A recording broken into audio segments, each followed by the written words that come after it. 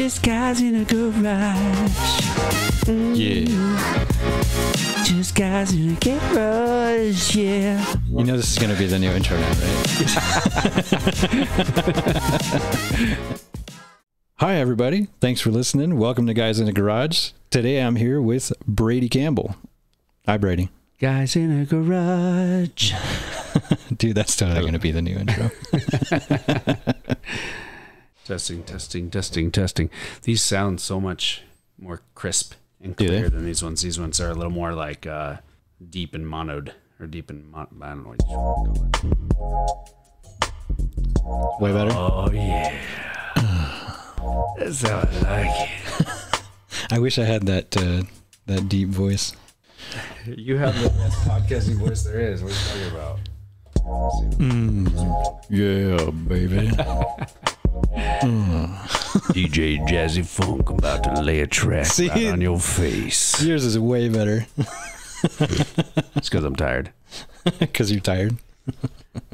Doing dude stuff. I wish we were in the garage. Yeah. I thought you were going to be. No, we were. So the very first episode with JJ, that was in the garage. And then the second one with Luke, that was in there. But I had a couple of problems with equipment on that one. And then the third one with Tim was in the garage, but it started getting so cold that the computers just weren't wanting to work. And they were like, it kept stopping recording and we'd have to restart it and try to remember what we were just talking about. And all you have to do is hang a license plate above the door. It says the garage. Yeah, right. This room becomes the garage.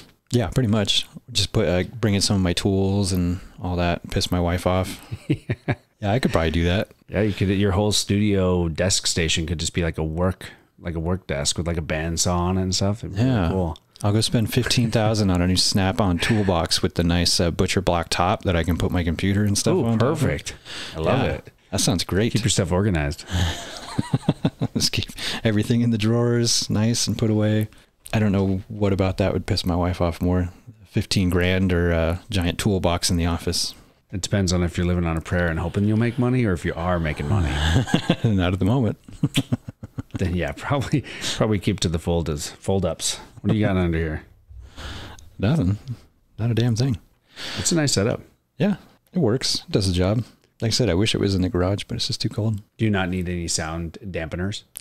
I mean, it would be better if I had some, but you know, that's you probably add reverb to it anyway. No, you don't. No, we're not singing. Some people put reverb on everything. Yeah, I don't know why. Yeah, I don't know why. I've heard that too. It's like, you don't really need it for something like this. It's not necessary. Yeah. So what do you want to know? What do I want to know? Yeah, what do you want to figure out in life? Who do you want to save? Everybody. We're solving world problems every time that we podcast. Are we? Yeah, one problem at a time. I mean, one nugget of a problem at a time. Getting information out, yeah, I guess that solves problems. No, actually, I just want to know about you. I mean, I already know a ton about you, but not everything. Yeah, my name's Brady. I've been in the photography industry for like 23 years now. Oh, so like literally eons? Feels like eons. I actually played basketball the other day with my son, and I hurt my back. Oh, for real? Yeah, I mean, I say that tongue in cheek now, but I've reached the age of old, right? I mean, I have a back that's hurt. Walking hurts. Getting out of bed is hard. I want one of those bars that I can pull myself up, you know? You can buy those, you know? Well, I'm going to have to. You can call Home Depot and like a couple guys will come install it for you. Oh, perfect. I might just use my sex swing. There you go. I'm just kidding. I don't have one. Just put it on a winch so you can lower it when you need to. Yeah. Multi-purpose, dude. I like the idea of that. If you're going to spend the money, I mean, you might as well make it universal. Oh, yeah, absolutely. My pull-up bar is not just a pull-up bar. Yeah, it's funny. It's kind of like, it almost seems like the sex industry is the same with the gaming industry. If you were to take this desk and just put it up on Amazon and put the word gaming in front of it, it would cost like $300 more than if you didn't. Or photographic posing table. It's the same thing. Right? So like sex swing, yeah, you're going to pay, top It's just dollar. a hammock. Yeah, it's just a fucking hammock that's made out of some nylon straps. Yeah. You could weave that shit yourself. Some Olympic rings hanging down from your ceiling. Those are for the real mature athletic types. Yeah.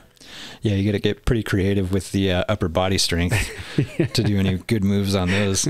I'll just hang from my feet. Just make sure they're padded rings. What do you think about that whole, I don't know if it's a sport or a workout where they hang from fabrics, twist themselves up, and you ever seen that? You're talking about like the Cirque du Soleil stuff? Yeah, well, yeah. Kinda. But they have like spaces now that people will go and do workouts. Like they have like 12 of them hung from the ceiling. Huh.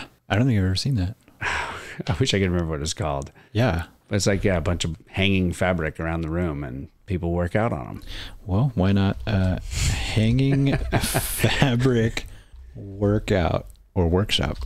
I'm going to think of it right before that comes up. I know, right? No. Oh, aerial hammock conditioning. Is that it? That is it. Is that what they actually call it? I guess so. You don't say. Some decent tunes. Destination Fit. Now, couple this with, what's that guy's name? Richard, the workout guy. Richard Simmons? Richard Simmons, yeah. Oh my God. Fabric, aerial hammock conditioning with Richard Simmons. Well, the instructor we're watching is wearing the crop top like Richard Simmons would, but she's missing the headband and the cool socks. They got the same pants, though. Oh, yeah. Bringing yourself back. Aerial asana yoga. Yeah, there's another thing. It's like kites, or I'll think of it and get back to you. But it's more of a wrap up thing rather than a hang from. Okay, yeah, I think it is like Cirque du Soleil, I guess. Yeah, but just picture this.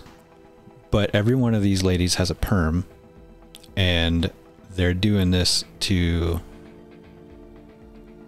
80s pop music. I'm just feeling the armpit burn. I mean, these ladies are hanging their entire body weights from their armpits. Arching back. Here the fabric should be placed right about a third. Yeah, I mean, that's- down the back. See, speaking of sex swing, which was invented first, the aerial hammock or the sex swing? Because they are the same thing. Pretty much, yeah. They're just marketed differently. I'm gonna go with sex swing. Down, we're gonna But which use one would these cost more hands depending on on. what you called it on the shelf? You got to go with the sex swing. We're gonna bring the knee. It's like about Holy a shit. multi-billion-dollar industry. Look at that! Look at that! She's doing crunches. Hanging from her Hanging armpits. from her Yeah, armpits. I can't. Mm-mm. Good. Wow, more power to them, dude. So little tips. So yeah, being a photographer, I actually sometimes get hired to shoot for these, studios. Doing various For like yoga studios? yoga, Pilates. I have not done whatever this aerial yoga hangster is called, but yeah, I'll shoot for various workout companies, and it's pretty fun. Did you ever go to like college or school or something for photography? I started going to college to get my general education out of the way for like a AA. And while I was going, I met a girl, and I have always been girl crazy since I was 6 is when I can really remember starting. But yeah, I wanted to be close to her, be with her all the time. So I kind of stopped going to college and just finding time to spend with her. She managed a retail shop in the mall, and I went to visit her one day, and there was a guy that I used to go to high school with, and he just came out of his little camera shop that he was working at in the mall, which was right across from the retail shop that she worked at. And he just said, "Hey man, we caught up for a couple seconds." He said, "Today's my last day at this camera shop. Do you want my job? You should apply for it." And I was like, dang, I got to be closer to my girlfriend, keep an eye on her in case any suspicious activity comes up. And, these more attractive, better looking men are coming into the jewelry shop to buy earrings for whoever. No, I was a paranoid little guy. But anyway, so I worked at this camera shop for like a year and printed pictures and sold cameras. And the boss had asked me to take one of the cameras out, one of the new models we had, take it out for a week. And I had like a list of 10 things to photograph to show what it could do so that we could sell it more easily. And I took it out for the week, and I just photographed my girlfriend like crazy and photographed all these different ideas that the list had. And I never put down a camera again. I was very, very hooked. It was so much fun. I mean, I can remember it was a Canon Rebel G. It was a 35 millimeter piece of plastic. I think we sold for $300 back in the day. So after that year, the same guy, I was still in contact with him, the guy that gave me the job. Yeah. Because he just went on to work for the pro camera shop in town. And so he called me up a year later and said, hey, I'm going to go work for the Coeur d'Alene Press as a photographer for them. Do you want my job? I was like, same guy? Yeah, same guy. So I was like, I love your job. So I moved to the pro camera shop. And at the pro camera shop, then you were afforded the opportunity to go shoot weddings and senior pictures, because people would come in, you'd sell them used gear or, you know, print their pictures for them or whatever. You just got to talking and they were like, oh, you have a camera? Oh, you shoot? Okay. Would you like to shoot my daughter's wedding or whatever? So I just started doing that on the side. And maybe, 1 year later, a guy that owned a large photography studio in town just offered me a job out of the blue. I used to bring in my photos and show him like what I had photographed the week before in my spare bedroom studio. People wearing socks. That's not profound to People you. People wearing socks? Well, they're in my spare bedroom studio with, you know, carpet, and I had Is that all they're wearing? just their socks. And I had them photographed in aerial hammocks doing yoga poses. No.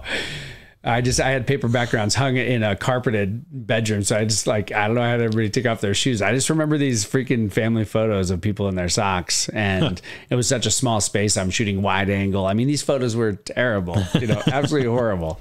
But I showed this guy that owned the photography studio. Every time he would come in, I'd show him a new thing that I'd shot. And, you know, of course he'd critique them and I felt like dog crap, but he offered me the job because of my personality. He liked the way I was with people or was with him. And he said, I could teach you the camera. Just come work for me. So that's the best way to learn though, I think.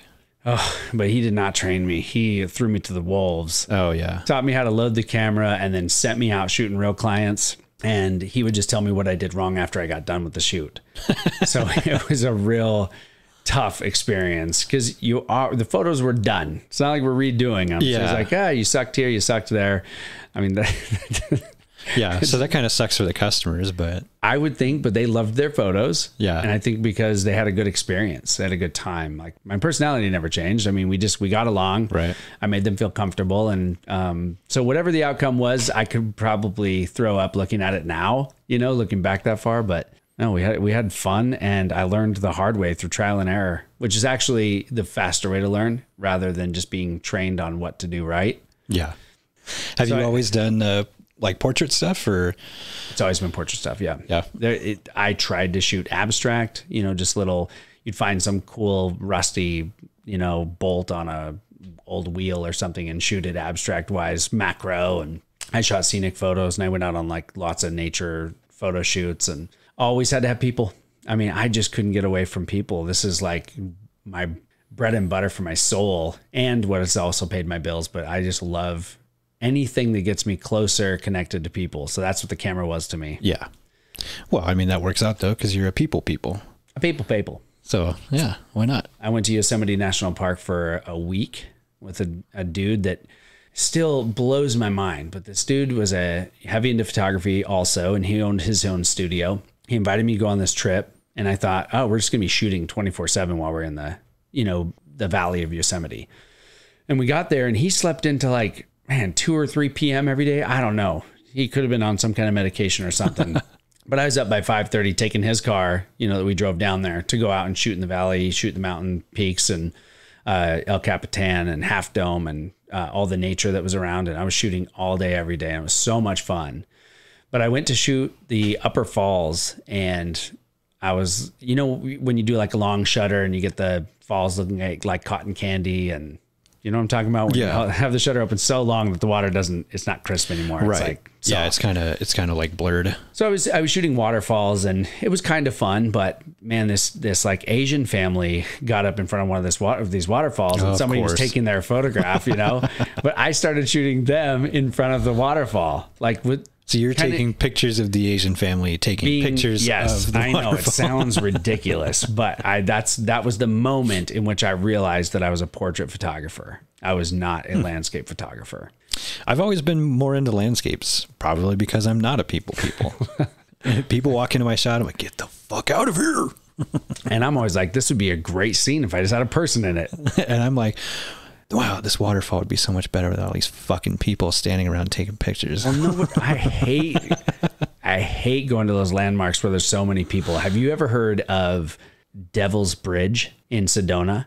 I want to say I've heard of it, but I've never been to it. I've been to Devil's Tower in Wyoming, but probably completely different. I don't know the landscape of Wyoming, but this is like Red Rock. Okay. There's like, greenery and cactus and red rock. Yeah.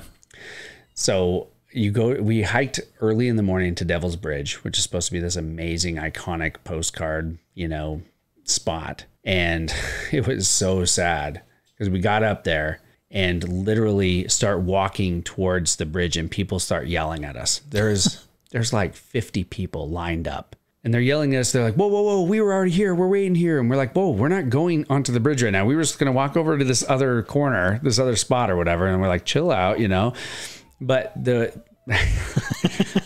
part that was really hard for me to watch as a photographer was people were taking turns. They were standing in line to go out on the bridge and have their photograph taken. By their friends or family with their iPhones or whatever, there was no professional photographers there, but yeah, they're all like, okay, go out there, hold hands, now kiss, but you look at all these pictures online and you don't see 100 people standing behind, this line waiting to go onto the bridge. You only see the 2 people or the 1 person on the bridge.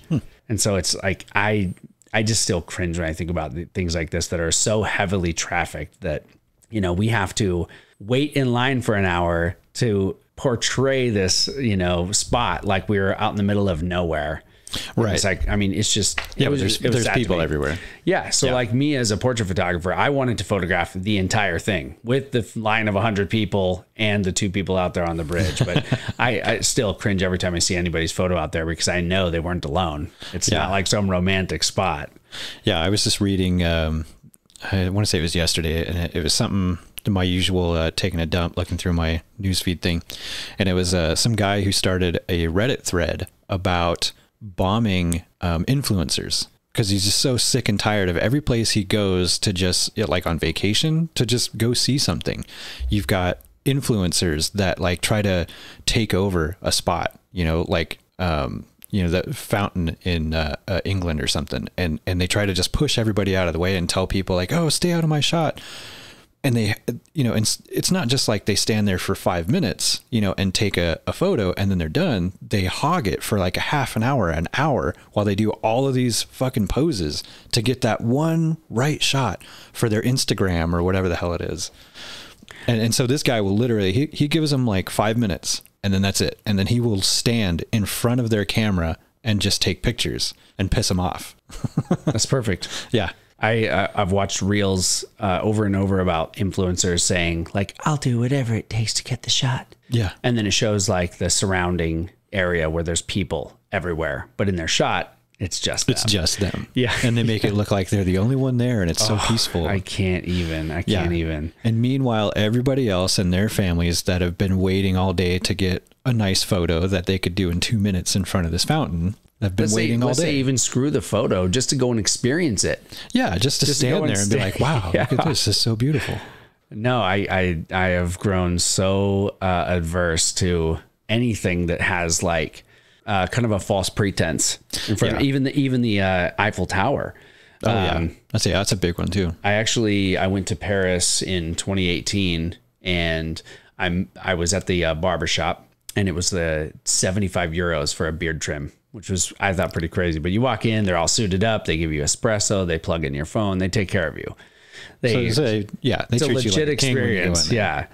Straight razor, ice balls. Like how much is 75 euros though? It's close to $100, I think. Really? Yeah. Damn. For a $100 beard shave. Yeah. Well, I had no hair on my head, so I actually took a funny photo with the hairstylist, pretending to cut my hair. And anyway, I did it just for the influencer crowd, like they screwed up. But anyway, this guy comes in with his little tiny French dog and the collar on this dog and his sweatpants and his retro Nike shoes. I mean, this all looked really cool together. And I was like, hey, sir, can I take a moment and photograph your feet and your dog? He's like, yeah, sure. My wife loves photography. So. That sounds creepy. Yeah, I know, right? But I was shooting everything I could. I went to dogs OnlyFans. I mean, there's a crowd for everything. There's a fan for that. So anyway, he said, of course, my wife loves photography, absolutely take the photo you want. So I take the photo of his dog sitting next to his, Nike shoes. And I had tethered the phone or the camera to my phone. So I was able to like email it to him directly right then. Nice. He chose not to wait the 45 minutes that he'd have to wait for his shave. So I ended up walking out, and that was the last I saw of him until I got done with my 45-minute experience, walked down the road where everybody has espresso every 5 minutes there. And I was ready for like a gin, not like an espresso, but I walked down the road and I run into this guy again with his dog, and he's sitting there having espresso. And all of the espresso joints all have their seating facing outwards towards the street, which is kind of cool. So like you're not walking, seeing anybody's back. So everybody's facing out. Yeah. So anyway, I run into this guy and he's like, oh, hey, how's it going? Why don't you sit down and have a drink with us? I'm like, all right, I'll have my 15th espresso, because everywhere you go, it's espresso. And so I sat down with him, and he had his 12-year-old boy there now too, with his dog. And it turns out his 12-year-old boy creates websites. And so he critiqued my website while we were there, and he really liked it. And the dad that said his wife loved photography, he's like, hey, my wife loved that picture. She thought it was amazing. How would you like to photograph her for her new business, which is this Pilates business, which I was just telling you about. I do some workout photos. So only the photography buffs will really understand this, but I had challenged myself and taken only my SLR and a 35 millimeter 1.4 lens. That's it. So there's no zoom, it's wide angle, no telephoto, it's just bare bones. And I did take my flash that you can hook onto my camera. I did take that. I don't think I took a tripod, so I just had this camera and my flash. Anyway, the guy asked me if I want to shoot his wife. Photograph his wife. Sorry, I gotta use my words wisely. And so I was like, it wasn't in the States. You're fine. I pretended that I was really, busy. Like, oh, when? I got to check my schedule, even though I've just got a backpack and will. I've got nowhere to be. Did you stay at a hotel, or was it like a backpacking trip? I stayed at hostels. Oh, okay. Yeah. No, backpacking trip, that would have been cool, but no, Hostels. I'm not that hardcore. Did you ever see that movie? No, I don't want to now. No, but I heard about it, and I'm not going to watch it. So anyway, my whole point was that I photographed his wife with my little limited gear, and I photographed his daughter, who is an actress, and I photographed his son and the dog. And anyway, oddly enough, I didn't photograph him, but he was there to translate, all, because his wife and kids didn't speak English. Okay. So he was translating. I was directing them, and they were from France. Yeah. Okay. But he spoke English. He did. Yeah. Cause he works there and in Seattle a lot. He flies back and forth. But shoot, I was trying to think of where we were before. Oh, back to the Eiffel Tower. So I photographed his wife. The pictures turned out actually quite great. They took me to their flat to photograph them, and their flat is like a mansion. So it's just ironic that they call it a flat. Yeah. But it was pretty cool. It was in like this huge, you go through this massive doorway, walk down this corridor past all these other millionaires, and then you find this house in a corridor. It's not like out on the street, the entrance isn't. So it's like back out of the way. Very interesting. Yeah. So anyway, I was talking to him and having espresso, believe it or not, after the shoot, and talking to his wife as well as I could. And I was like, what should I do while I'm here? All I've done is, I know this is a side note too, but I love people. So so far as I'd been in Paris for 2 days now, I had gone to see all the guitar shops. Nice. They had these like antique, consignment guitar shops, and these are like 10,000 plus guitars, and they've been played by this famous person, that famous person. So it was pretty cool, but I ran out of things to do, because I wasn't like a touristy type. I wanted to photograph people while I was there. Yeah. So I started following this guy, just this random dude in his suit. I was like, I wonder where he'll take me. I don't know, so I just follow him. And he leads me down to this like canal. And this canal is probably iconic too, and probably in a ton of postcards where I was. But I went down there, and there was this band like practicing down by the canal, and there was like somebody playing the clarinet and somebody playing the, what do you call the box drum? Oh, fuck, I can't remember. The cajon. Yeah. They were playing the cajon. And then there was a trombone player. And there was like gosh, I can't remember. Following strange dudes down into a canal in Paris. That's either how you find a really good time or you don't come back. Well, sure, I found a really good time. So anyway, I had bought a bottle of whiskey. So if I couldn't make friends, I could at least, buy them. Yeah. So I went down there to the band. I was like, hey, do you guys mind if I share some of my whiskey with you and you guys will let me beat on those guitars for a little bit? And so I jammed with this band for they were from the UK, and I jammed with them for 4 hours into the sunset. It was incredible. Incredible. So that sounds awesome. Yeah, it was super fun. Back to the flat. I was talking to the guy that I just photographed his wife, and I was telling him what should I do in Paris, for fun. And I was like, I haven't seen the Eiffel Tower yet. And he immediately just says, fuck the Eiffel Tower. That's for the Asians. And he's from there. And I was like, okay, I'm not going to the Eiffel Tower, I guess. It's not that big of a deal. I know. Well, I didn't say it, and I just quoted him. And we don't have any names listed. So all is fair in love and podcasts. It's not actually the first time that I've heard that. I've heard people say yeah, the Eiffel Tower. Yeah, cool. Fuck that. That's not that fun. It's a big, giant steel tower in the middle of the town. Ooh, it's tall. Who cares? Which, if you got to see it and experience it in all of its glory without all of the influencers around, then I suppose it might be kind of cool. But there's going to be people trying to get that shot. Yeah, just all over the place, standing there telling people to get out of the way of their shot. Which, how good is an experience like that when you are so worried about the future post that you can't even live in the moment there? Right. Yeah. That's kind of what, my wife will get. I mean, she doesn't get mad at me, but just the fact that we don't have too many photos. There was a time where, and I probably should do it more often, just kind of selfies and stuff all the time. But that was back when we were both far more into Facebook and stuff like that. And so we find nowadays that when we do go do fun stuff, we don't take a whole lot of pictures. And so we both, me too, kind of towards the end of the day or, after that experience, we're like, oh man, I kind of wish I would have got a picture of that. But I find I enjoy it more instead of having to worry about getting out my phone or my camera or whatever and try to, take a picture of all this stuff. I'm just there. We're in the moment enjoying, this waterfall or whatever it is. And not worrying about oh, where's this device so I can capture this forever. Which leads me to another pointless point. What's that? Is that I think there is a market to hire a photographer on vacation to come around at certain points and just, I want to get into photographing people when they're backpacking. So just a hired gun. Yeah. Just goes with, and you come out there, I shoot them at the campfire, building the fire. I shoot them swimming at the mountain lake. I shoot them maybe 3 hours, maybe 2 out of the whole trip, the entire trip, but I could still get a good 50, 60 images. Yeah. To, commemorate. Can I say that? Commemorate? Yeah, I think that works. So commemorate the experience. Yeah. I think that would be really, really cool because I absolutely hate getting taken out of my moments to take a photo.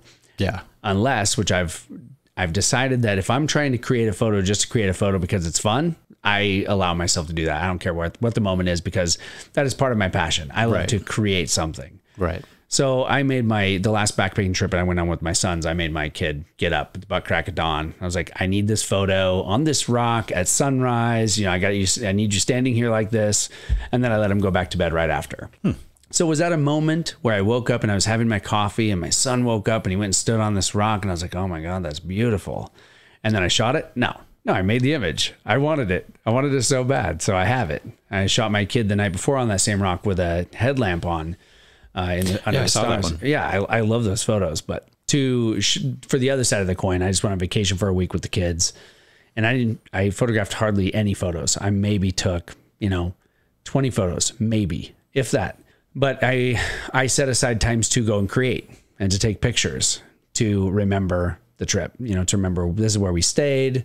This is what it looked like at night. This is what it felt like, and so I did that for myself, not for a future post, not for social media. I didn't, my girlfriend was upset. She's like, we didn't take any photos the whole time we were here of us. I was like, yeah, because we were living, we were having a good time together. Right. We didn't think to stop. And I really like taking my mom on trips because she will take photos of everything and everyone the entire time. So I like having it later. I do. I wish I had more photos, but I'm not going to stop myself, in the middle of my cribbage game to take a photo. Yeah. Yeah. And that's all I'm saying is I I don't know. I just hate that feeling of having to stop in the middle of seeing some awesome sunset or, you know, seeing some falcon or bird that you never see flying by. It's like, oh, that's so pretty, you know, and then have to be like, oh, wait, where's my thing? Blah, blah, blah. It just, I don't know. It's annoying to me. So yeah, that would be awesome. Actually, if you're going on a sweet trip, just to have somebody like Brady to come along and just shoot all the pictures for you. Yeah, and that was not a plug. I'm literally saying I would like to hire somebody to do that for me as well. Yeah. Yeah, that's an awesome idea. I like that. So now we're hearing about the clean parts and the, you know, family-oriented parts of what photography is. But what about the other fun parts? Yeah, what are the other fun parts? What about the other fun parts? What about when you meet a beautiful woman and you are single and you have a camera? I mean, what does that camera afford you? Probably a lot. No, that's too much, Dave. That's too much. Not a lot. It affords you a foot maybe a toe in the door. Oh.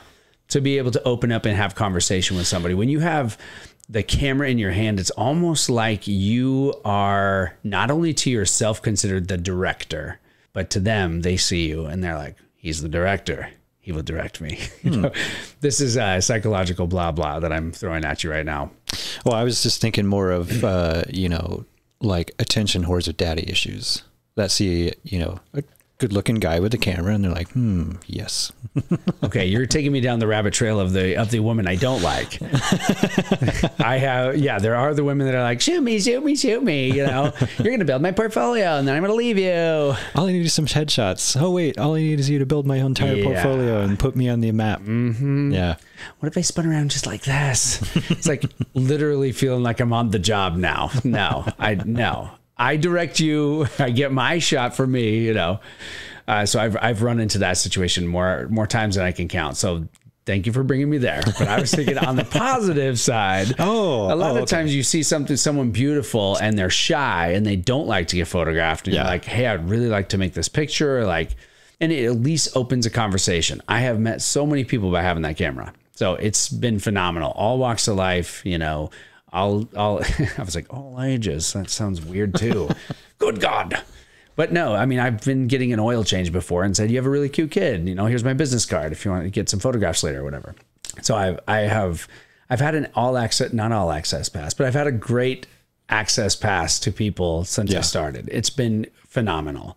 Yeah, I imagine it's a great way to meet people, especially if you're a people. But you're not a people. I'm not a people.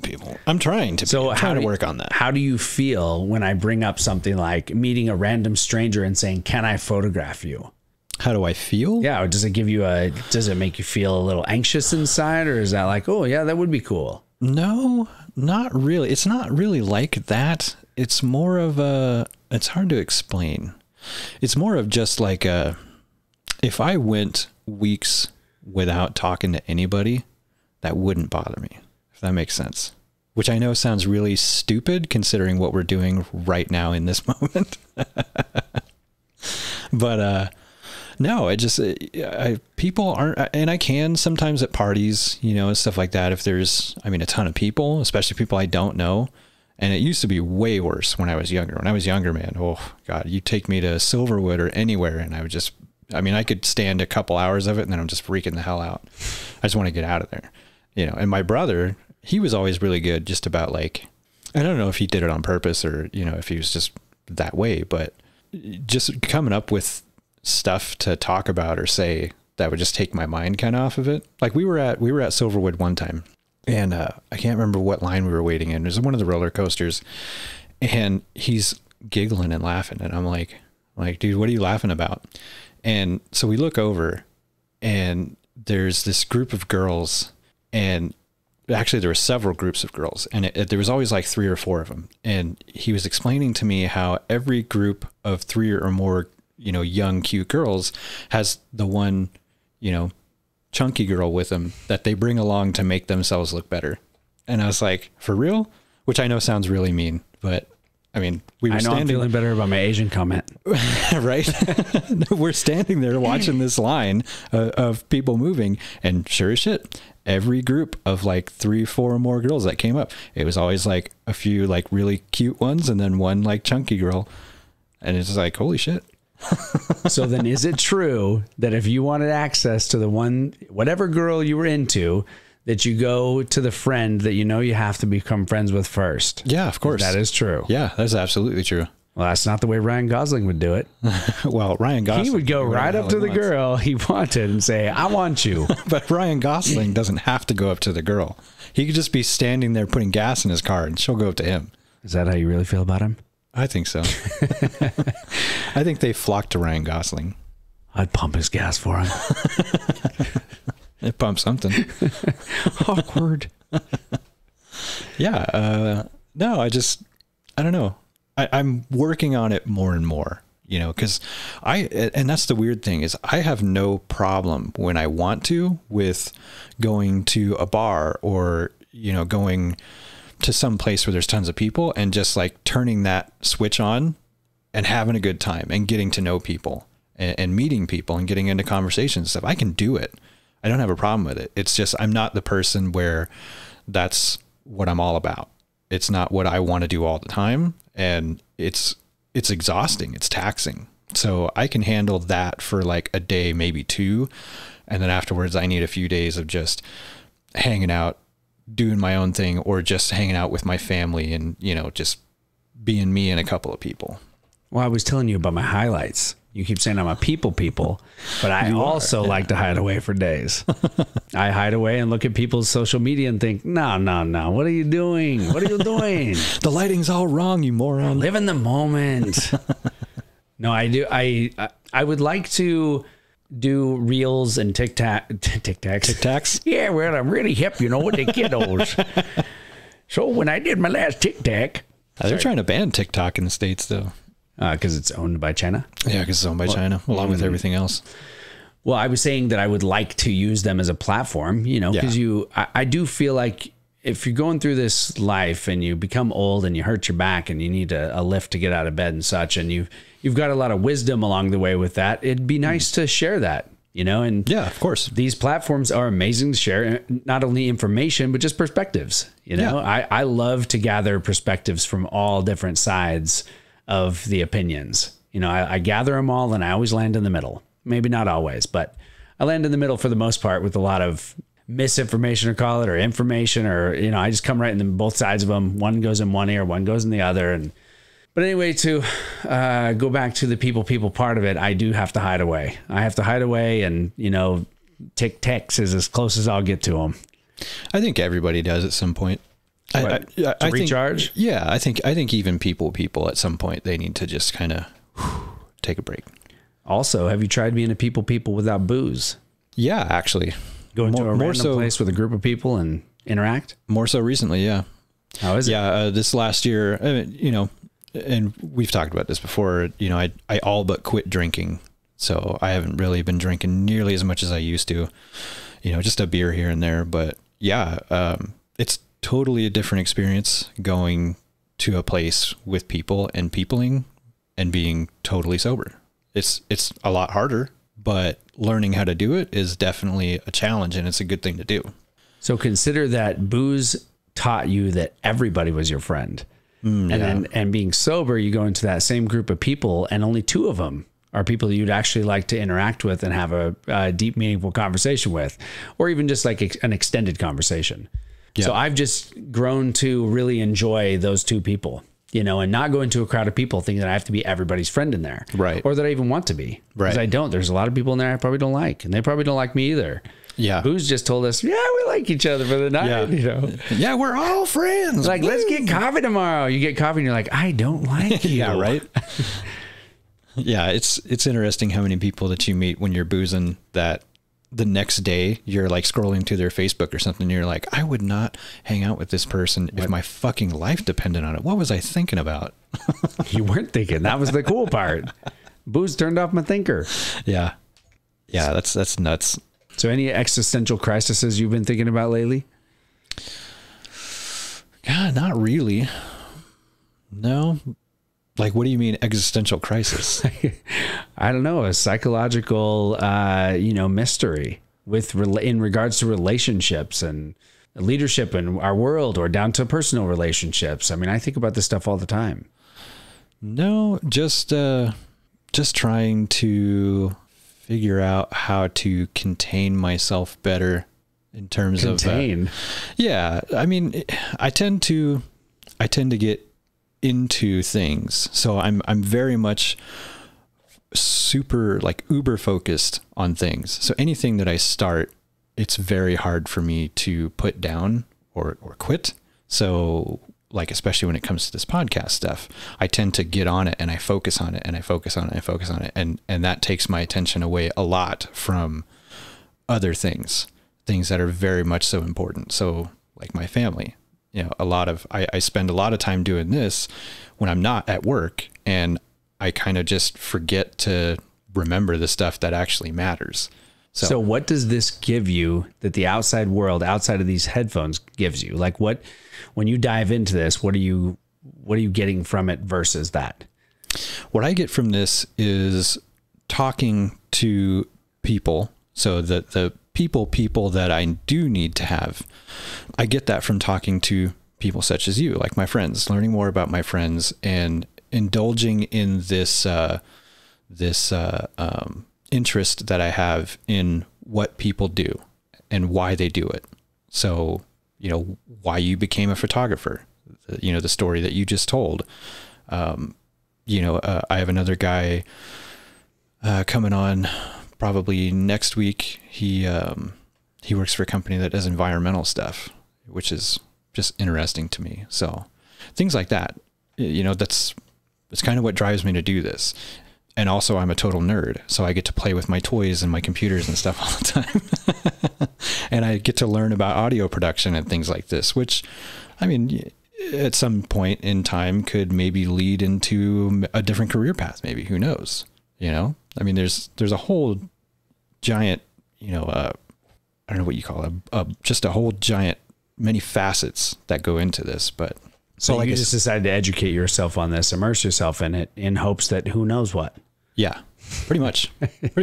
That's hard to sell to the wife. It is. It's very hard to sell, but I mean, you know, eventually someday this could, you know, build into something. I mean, if I could earn a living doing this, and I mean, I'm not talking about getting rich or, you know, being famous or something, but if this could pay my portion of the bills in the household, cool.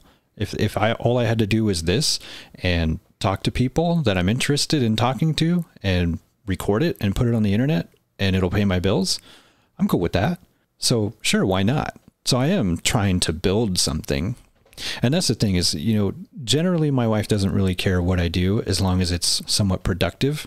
If I sit around all day playing video games, she'll pull her hair out. It drives her nuts, you know, and understandably so, because I'm not doing anything. I'm not doing anything of substance. I'm not reading a book to learn how to do something or, you know, anything that is good for me. So in my point of view, this is something that's good. This is working towards something that I do really want to do and that I'm interested in. Like I said, my only problem is when I get into something, I get super focused on it and it becomes the only thing that I'm looking at all the time. So you said, so you basically just gave a speech to my 21-year-old son. And I think about, how do you get somebody motivated to do something that's not idle or is not a replacement for a numbing agent of any kind? Right. Whether it be booze, video games, right, or drugs, you know, anything that basically takes your mind off of what's really going on and you can just zone out and time just passes without you really there. Right. You might be engaged in that video game, but there's nothing real about it. Nothing real. Once you turn it off, there's no benefit to yourself or anybody around you. Right. So it's just idle time. Yeah. Well, they like to say shit like video games, you know, it builds, you know, muscle memory and all this other stuff and blah, blah, blah. And it's good for you and it's good for your brain. And it's like, well, it builds muscle memory to move sticks around and press buttons for those games.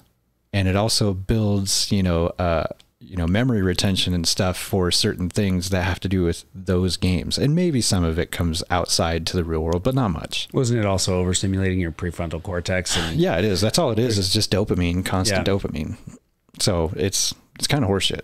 So when I think about that, when I think about somebody starting up a podcast and they put their headphones on and they get into the research and like you're diving into this all the way, you know, how much of it how do you keep a balance to where you're not using this as your like exactly, that's numbing a good agent? Question. That is a good question. And it's it is a difficult balance. And that's exactly what I'm talking about is, you know, I've taken on a challenge now of trying to figure out how to balance that.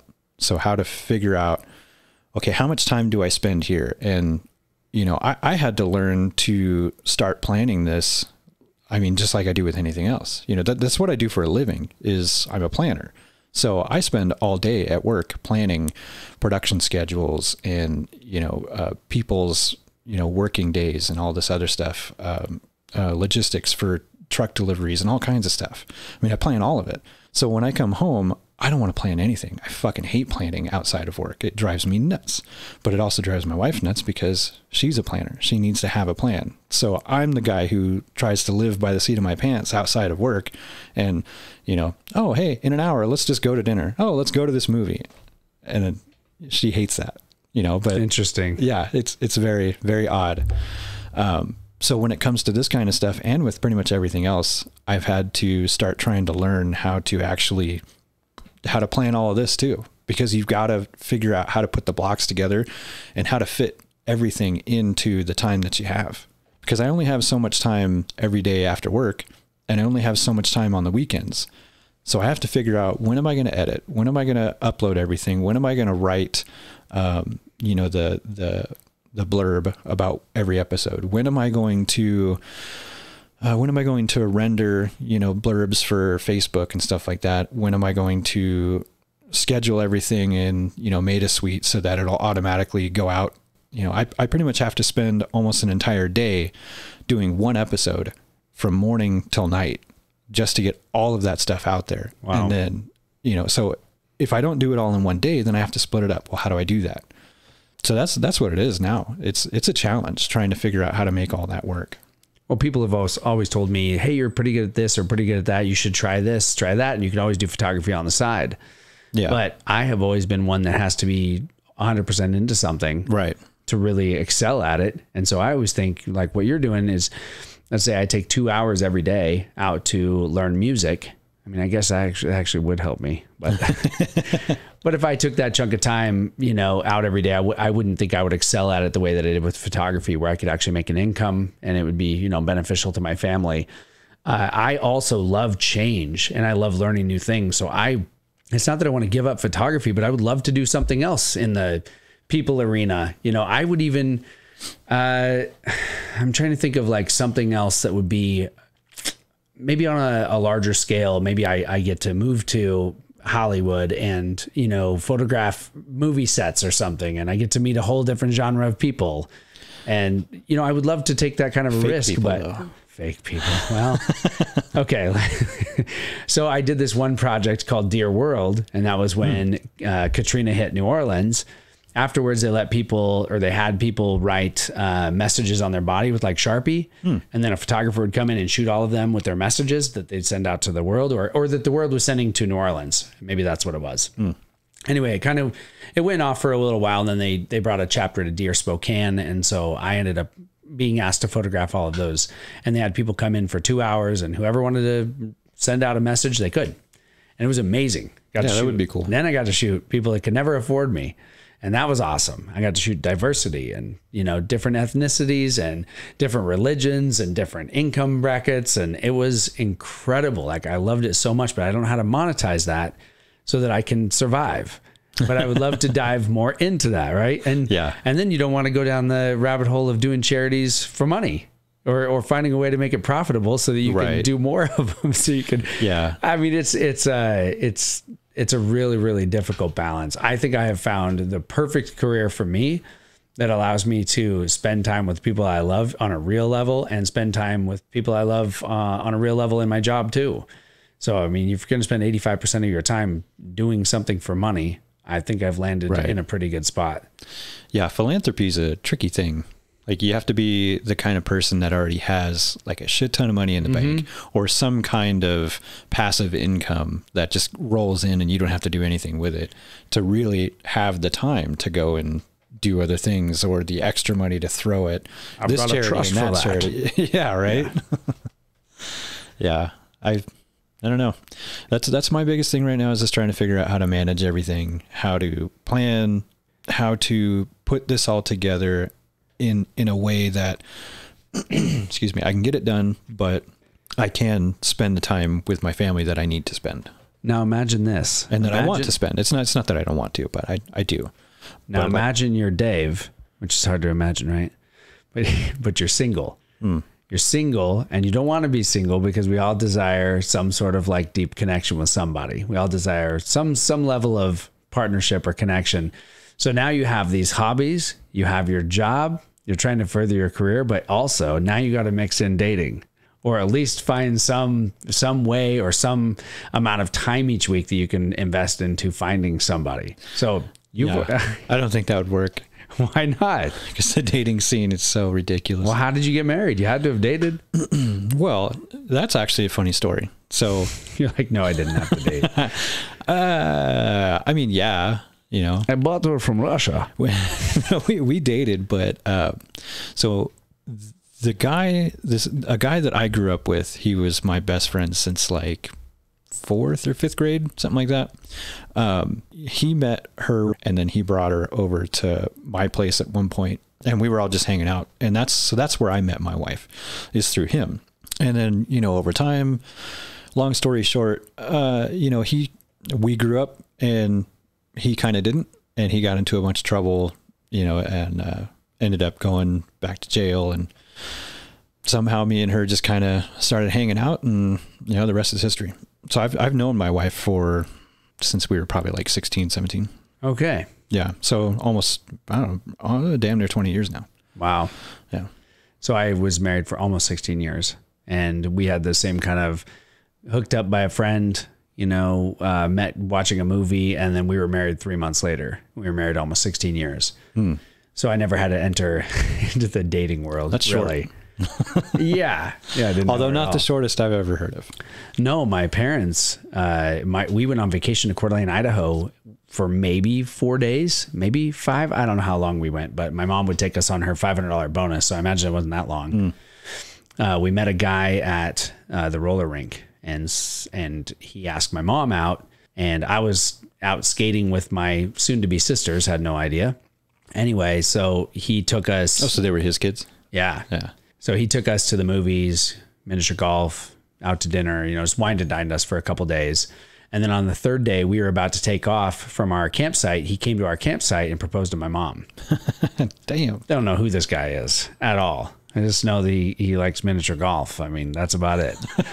He wasn't wasting no time. And they've been married 31 years. That's not 32. A bad run. Yeah, pretty good. But anyway, back to the dating scene. I was just thinking all these hobbies that I see people jumping into on the side of what they do for their family, or, you know, to provide. It's amazing to me that they have so much time. When I look back into the 8 years I've spent dating, I feel like that was a full-time job, just trying to. And granted, it sounds a little desperate that I was spending so much time dating and trying to find somebody, but I truly have always wanted to have somebody. You know, I've wanted to have somebody in my corner, like a best friend partner that I'm intimate with and vulnerable with, and just a deeper connection than the average Joe that I run into. So anyway, I have had a lot of experience in that field, and I admire when I see people have all these passions. I'm like, wow, that's really cool that you had time to do this, that you learned how to mountaineer, or that you learned how to play the guitar, that you learned how to podcast. That's so cool. I was dating. I dated for 8 years. I mean, I have just now landed into somewhat of a long-term relationship, but holy smokes, I've got some stories. And you know, it kind of ties into. I've heard some of them. Yeah, I mean, there's a lot more than some, but it's kind of. I wish we could talk about this more, as if you would even have anything to kick off of it, but you haven't dated since 1912, and you didn't really even date then. Well, I mean, you know, I had a few gals before my wife. It's not I've been here and there. Not in the adult world though. So you've never Tindered, Bumbled, Hinged? Well, no, actually Matched. I have Tindered. Plenty to fish. Oh, you have? Okay. Yeah. There was almost a year there where me and my wife were separated. I was living in an apartment while we were kind of working some stuff out. And well, I want to spin off of this whole dating thing and my photography. I want to photograph people for these dating websites. You know, unfiltered, but still with a nice, you know, flattering angle or a flattering lens. But good God, there's some horror stories out there. That'd be a nice refresher from all the kitty cat eared, sparkly faced photos that you see on, you know, Tinder and Plenty of Fish and all that. I bypassed all of them. Plenty of Fish, by the way, seems like it's more for all the damaged people. I'm not going to say women, because there's men that are pretty damaged too. I could speak to a lot of this, and I would say I found the same women or men. I didn't find men, but I found the same women on every site. So if they were on one, they were on all. Yeah. People rarely, I mean, people that were serious about dating, they did not just go onto one platform. Oh yeah, they're all over the place. Yeah. They're so you see them putting over it here, out there. over there, and you're like, well, they didn't accept me on this platform. Let's try it here. Seems like it'd almost be like AA jumpers, you know, people that go to meetings everywhere, just like they use it to meet people. And so like yesterday you were at the one over on, you know, E Street, and then today you're on 57th Avenue. It's like, oh, hey Larry, how's it going, Boyd? I know there were people that I would hit up and be like, oh, glad to see you here. And that was it. That was the extent of it. We did not date. It's like, oh, just good to see you. Yeah, there's some places that just don't seem like it'd be a good idea to pick up people. As far as? Oh, I mean, like AA meetings, for one. Yeah, I wouldn't. Oh. I don't know.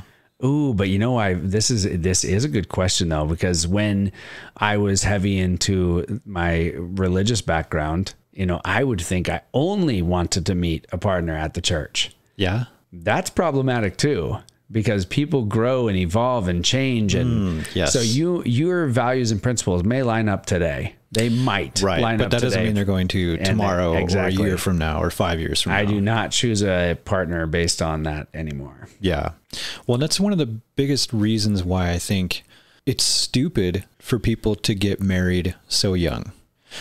And it's, I don't know, it's kind of a double-edged sword. Like when you look at statistics for, I mean, you know, we'll say back in the day, like 1920s, 30s, I mean, way back, you know, people stayed together longer. And I think, personally, I think the reason for that was a lot of it had to do with religious beliefs, you know, because it was shunned on to get divorced and stuff like that. If you were with somebody, you were supposed to stay together, whether you liked it or not. I mean, that's just how it was. You said your vows. You said, okay, I'm with you, you know, till death do us part. And so I think that's what drove a lot of marriages to stay together back then. Does that mean they were good marriages? Absolutely not.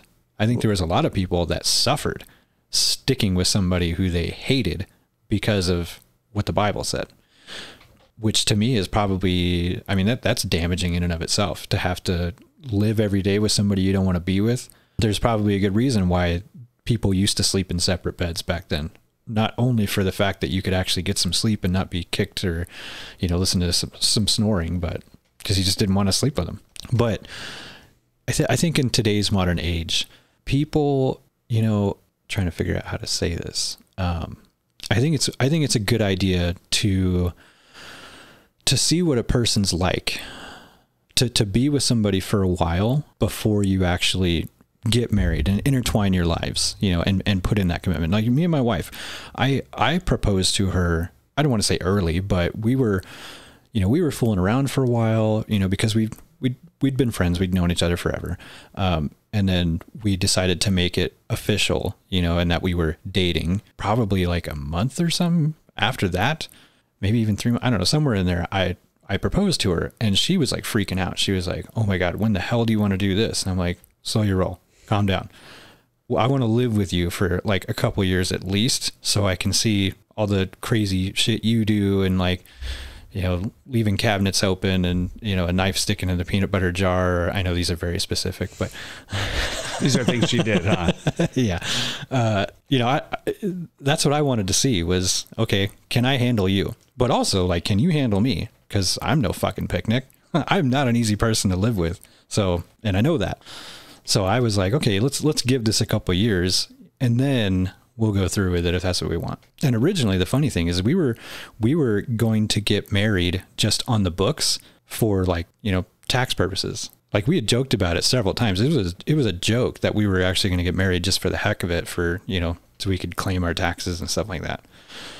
I don't really know why now, but But when you talk about this vetting process and you're like, we're going to go through this 2-year gauntlet. And if you get through the gauntlet, then yeah, we'll get married. Yeah. But I think in the dating pool, they're more like, I'm not here to waste my time is their opening line. Well, yeah. It's like, well, what do you consider wasting your time? How about 2 years to get to, right. Like nobody. Right. But here's the thing is I think what I was getting at was I think in today's modern age, we're all so hell-bent on instant gratification that it goes into everything now, right? So it's a good thing to have boundaries, and it's a good thing to know what you want and to be active about going to get that. But you look at some of these people's profiles nowadays, and there's women and men that do it too, that in their profile, it's like, a guy might have, has to be, at least 5'9" and has to be exactly these measurements, 36, 24, 34. Only if she's 5'3". Like, you know what I mean? Yeah. It's so strict about this is what I want, blah, blah, blah. Okay. And that's great. And maybe you'll get that. I mean, it's not impossible, but if that's the only thing that you're going after, are you then totally negating the possibility of meeting that one person who may not fit your exact mold, but their personality is exactly what you need?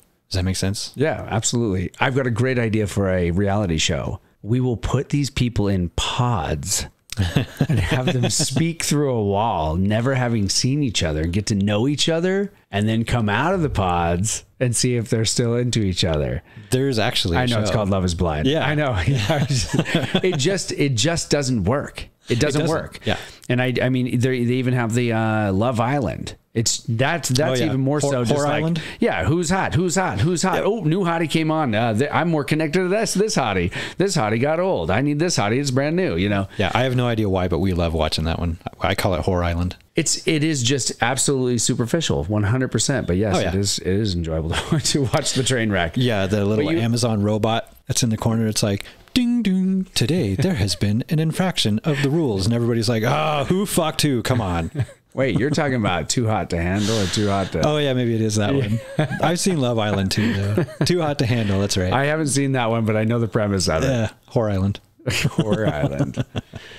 Well, I just think that there's on the opposite side of the coin of the vetting process and spending time getting to know somebody, that would be really beautiful if you could meet somebody that you're physically attracted to on the dating site. You meet up with them and say, hey, I think you're attractive, and it sounds like we kind of line up on the same, values and principles and what we want out of life. Like, let's spend some time getting to know each other. Yeah. But then they're like, well, when would we get married? Like, when would we move in together? It's like these women that I dealt with are already so jaded and cynical from all their bad experiences that they are looking to pigeonhole somebody as fast as humanly possible. Oh, yeah. Which sends me out faster than anything, because I was married for so long to a woman that, I mean, she's a great woman, but we were kind of pressured into marriage. So it wasn't like a marriage that I really felt like I chose. I chose to be in this relationship. So I'm terrified when somebody says, like, hey, can I pressure you a little bit to go a little faster than you're comfortable with? I'm like, absolutely not. But that sends me the other direction. How about I really like spending time with you today. Can we see how today goes? And then if we want to spend tomorrow together, we spend tomorrow together. And, it'd be really nice if that's the way it went, but it is not. And still to this day, even after 8 years of experience, I think I've mastered a few things. Mostly I've mastered the idea that I don't know shit. But that's also helped me as well, because I'm not going into these things. You said something about somebody having to be a certain height or whatever. Yeah. I mean, I would find somebody on there that seemed really nice. And then they'd say, well, I like to ride horses. And I was like, oh, are you a kind of a country girl? And they'd be like, yeah. I listen to country music and I have my daddy has a ranch. And I'm like, and I would say at that point, I'd be like, well, I don't think we're a good fit. I don't believe you wouldn't do the Monica Lewinsky voice. I can do it. I can do it, but I'm not going to do it right now. You're going to have to wait for that one. You can put my speaker under the desk. I'm just kidding, Bill. I'm just kidding. See, everything that you're talking about, though, it requires people to be fucking honest and to be open and vulnerable. And that's not easy to do when you're putting out a blurb of 500 words or whatever to Tinder. Well, I mean, actually, that is pretty easy to do. People don't do it.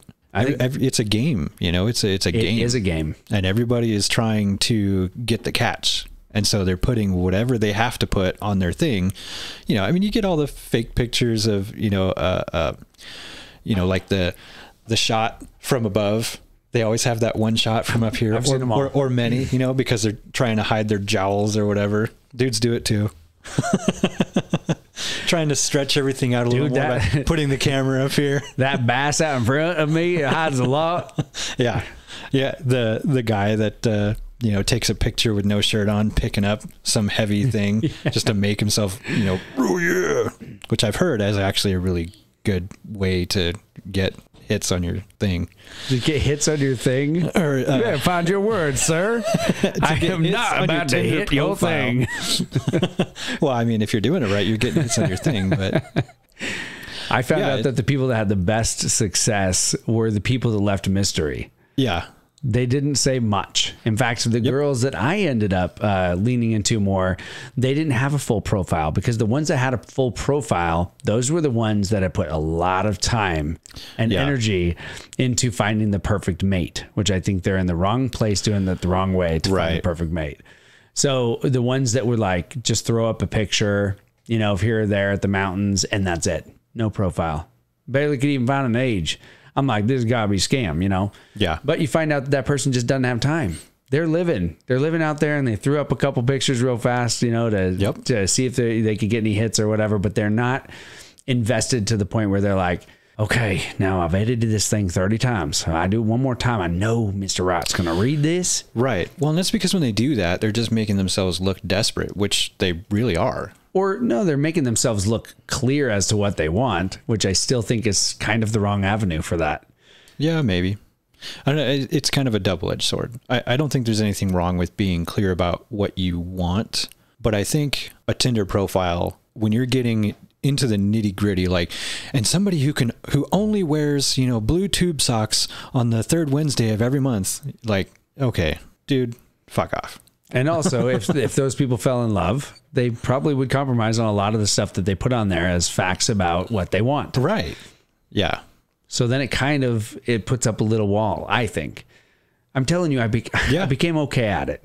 And the best I got at it was given less information. Yeah, I would definitely be more attracted to a gal who put up a picture of herself leaning back in a rocking chair with Daisy Dukes and cowboy boots on, and all she said in the profile was, whiskey and wonder. Whiskey and wonder. I mean, I know that's the stupidest thing anybody could ever write, My but name's seriously, Wendy. I'm looking for a man that brings whiskey and wonder.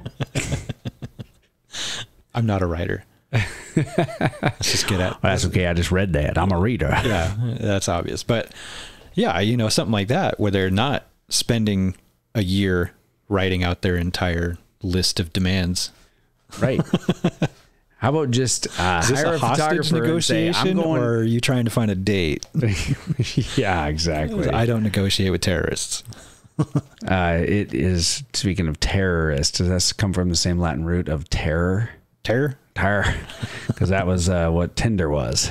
Yeah. Terror. Tinder, terror. Pretty close. Yeah, dude, the dating scene is terrible, in my opinion. In this day and age, it's not that great. I will say I have had the same amount of bad luck organically as I have online. Same. In fact, there was a gal at the beach, and I was like, oh, she's kind of cute. And I had a couple kids. I had my kids with me at the beach, and I was trying to get up the courage to go talk to her, but we had to go. And so the kids all start running back towards the car, and I'm like, kids, stop. I can't go until I get this girl's phone number. And they're like, well, hurry up, Dad. Jesus, we got to go. I got to be at wherever, volleyball practice. Your kids aren't little anymore, so you can't walk over there with a stroller and, oh, they're so cute. I mean, I could put my 12-year-old in a stroller. It might make me look, needy, not desperate. Well, both. That might make me look needy and desperate. Yeah, though. I think that would be the same as a woman with an 8-year-old that still breastfeeds. It would look weird. What about a 42-year-old that breastfeeds? Well, I think that might be okay. Why is it okay? When does it become okay? When is it not okay? And when does it become okay again? It depends on how much money, and whether or not a camera's involved, I guess. Okay, that is not my job. Not my job, but I do have a camera. And I do have whiskey and wonder. Have you seen that? There's like that whole scene of adult babies, like dudes whose fetish is literally putting on a diaper and a bonnet and being treated like a baby. Oh, yeah. Yeah. I don't get that. Not one bit. I just watched some crazy ass show where what was that? The guy and the girl go in the back room and they're about to get hot and heavy, but then he like jumps in her arms and he's like, I just pooped my pants. And she's like, what the fuck? I'm out of here. Yeah, I saw it. It wasn't like a documentary, but it was some kind of show that was about weird fetishes, and that was one of them that came up. And it was this gal who, like, she runs I mean, it's not like a whorehouse, right? But she does this out of her home, and she dresses like some like 1950s housewife, and you could call it like a sanctuary for men who have this fetish or fantasy or whatever it is. And so, and they're all regulars. There's guys from the area that like know her, and they come over to her house like, you know, once, twice a week or something. And that's what they do. They show up and they take off all their clothes and put on a diaper, and they like hang out, and she treats them as if they're little babies. Like she has like one guy, she puts him in this giant crib, and like he just hangs out and watches TV at her house, like dressed as a baby. And then there's another guy who she literally like walks him over and puts him in this playpen with like a one of those pacifiers. Am I in the Twilight Zone right now? Maybe. Why, have you been to one of these places? No. You know what I'm talking about? No, I'm tripping out. Like, is this a real thing? It's a real fucking thing, dude. Wow. Yeah, I don't get it. I don't get it either. I mean, I'm like scared to fart in front of a girl, let alone ever change my pants. I've come more as I get older to where I probably would fart in front of a girl just to see how she reacts. Can you not say I've come more older? I was trying to piece that together. So what have you come to as you got older? I feel like you cut out some words. As I've gotten older, I've come to the point where I probably would fart in front of a girl. Maybe not first date, but second date. Second date? Second date, I think. Just to get it out of the way and just to see how she reacts. What date do you lock the windows? What date do I lock the windows? In the car. In the car? That's third, fourth date. Yeah, somewhere in there. Yeah. If you don't pass out, you're my girl. Oh, okay. Now I get it. It's like lock the windows. No, you fart and lock the windows. Yeah, probably fifth date. I don't want to be rude. Not a dick. Well, she's not sleeping with you, I can tell you that. Well, no, you have to wait till like the second or third time you sleep together before you give her the Dutch oven. The Dutch oven? Yeah. What's the Dutch oven? It's where you fart and you pull the sheets over. That's right. Oh, yeah. Shit, I haven't done that. I can't do it. I'm short, I'm bald, and I'm poor. So I don't have the luxuries of Dutch ovening any woman. I have to be on my best behavior at all times. Yeah. You don't have enough to offer to keep her around for a Dutch oven? Exactly. I've got to mind my P's and Q's. Yeah, I've never done that either. I don't think I have. Maybe once to an ex-girlfriend. Yeah, I don't remember. Yeah, no, I called up my buddy, and him and his wife were having fart wars in bed. And I thought that was interesting. But that's where I left it. I thought that was interesting. I'm not going to do it. Yeah. That is interesting, though, because to me, that says two people that are completely comfortable with each other, and maybe overly so, but like, you know, it's vulnerability. And to be able to just be who you are and to be like, whatever, it's a fart. Who cares? You know? So you could say, I've been in a year-long relationship, and we still try, right? I still make sure that before she comes over, I'm somewhat decent looking. I make sure I'm somewhat decently smelling, you know?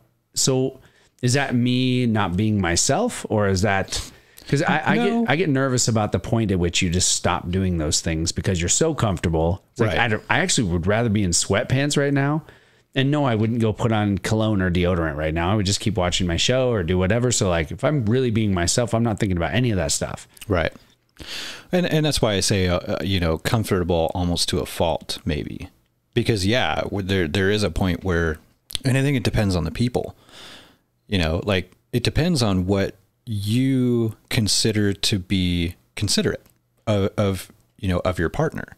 So if you have a wife that doesn't like being farted on and having the covers pulled over her head, well, okay, then don't do that. You know, just because you're okay with it and you're comfortable doesn't do you mean think that that's endearing to some women or men? Like, oh, they just are so comfortable around me. I love them more now. I want to tear them up. Yeah. Okay. Yeah. So I have not had that. If there's guys out there who like being dressed in a diaper and sucking on a bottle full of gin, then I'm sure that, you know, there's women who don't care about being farted on. Well, we can just take it to the word of the day, which is my favorite word, which is authenticity. And that is the most attractive trait on anybody. Yeah, for sure. So if that means that you have to let it go to feel better about yourself because you're not actually in pain and you're just being genuine around this person and they feel more endeared to you, then bravo. I also like my partner to put in a little effort for me. I figure it's kind of like buying flowers. I mean, if I don't have a partner, I'm not buying flowers. So if I have a partner, I might be buying flowers to say, hey, I thought about you and did an extra thing for you today.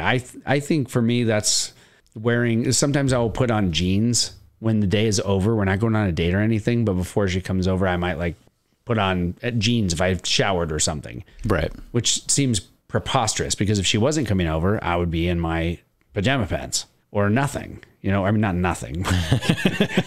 My couch is sanitary. I promise. Just put plastic down. Yeah. Okay. I think everything's working so far. Yeah, these guys, Winery Dogs. So their bassist is from, you remember that 80s band Mr. Big? Yeah, they were one hit wonder, right? I think so, yeah. No. I don't know. The only song that I ever heard was I'm the one who one hit wonder. Wants to be. That's the only one I know. Yeah, so that's their bass player. And then like I was saying, their lead singer sounds like Chris Cornell. But I mean, their music it's pretty good. How did you have it before? You had this. Whatever works for you, man. You had it like set perfectly.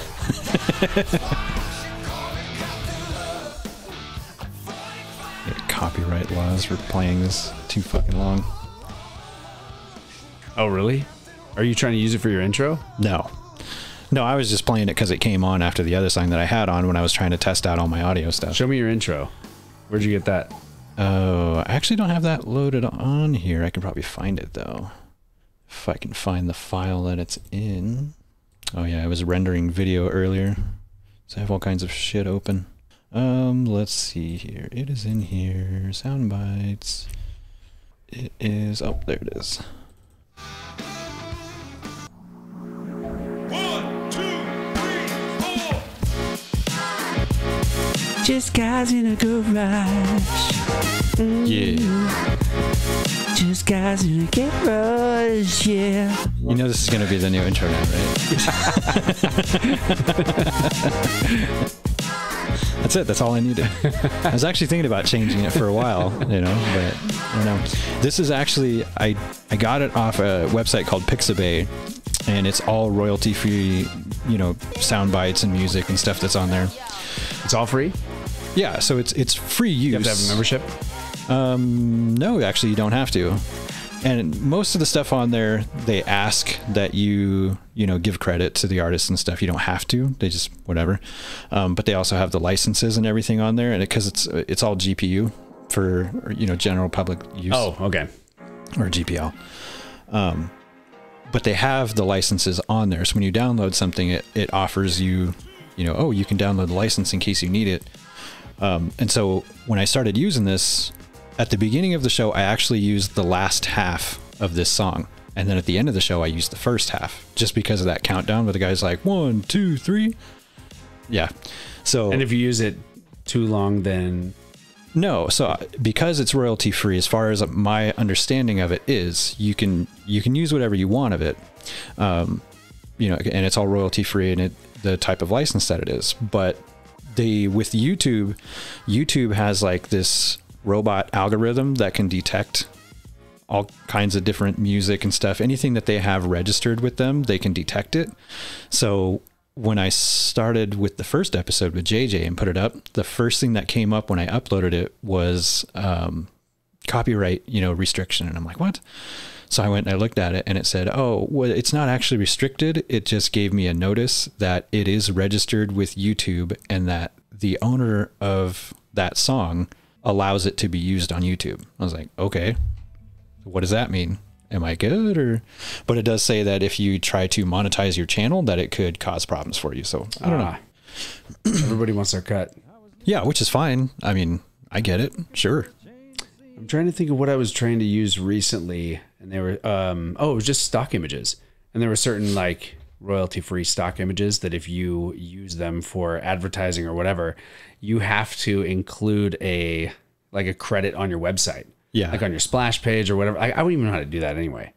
So like I was like, I'm just not going to use it. I literally don't know how to add it into. I mean, you have to know coding or have a web guy that you can hit up to say, how do we add this? Yeah, you need a link. dude like an Adam.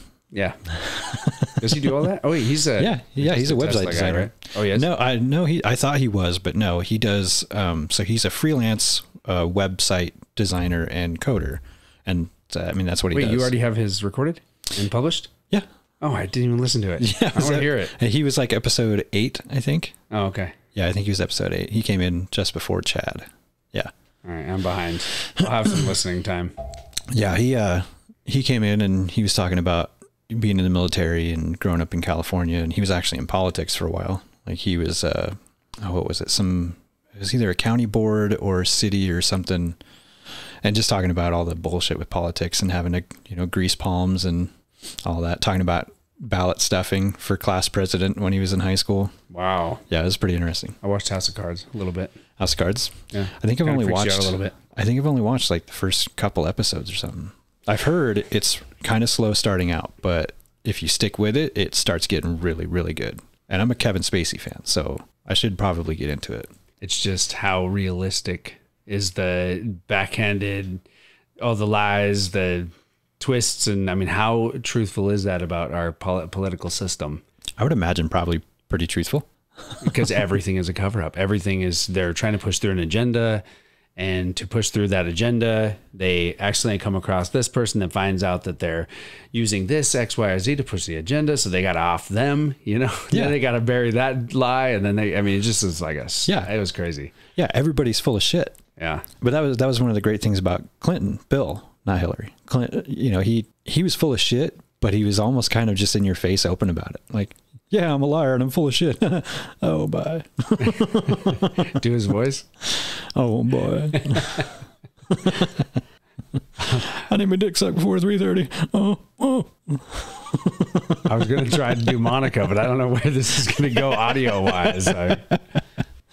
Anywhere you want, buddy.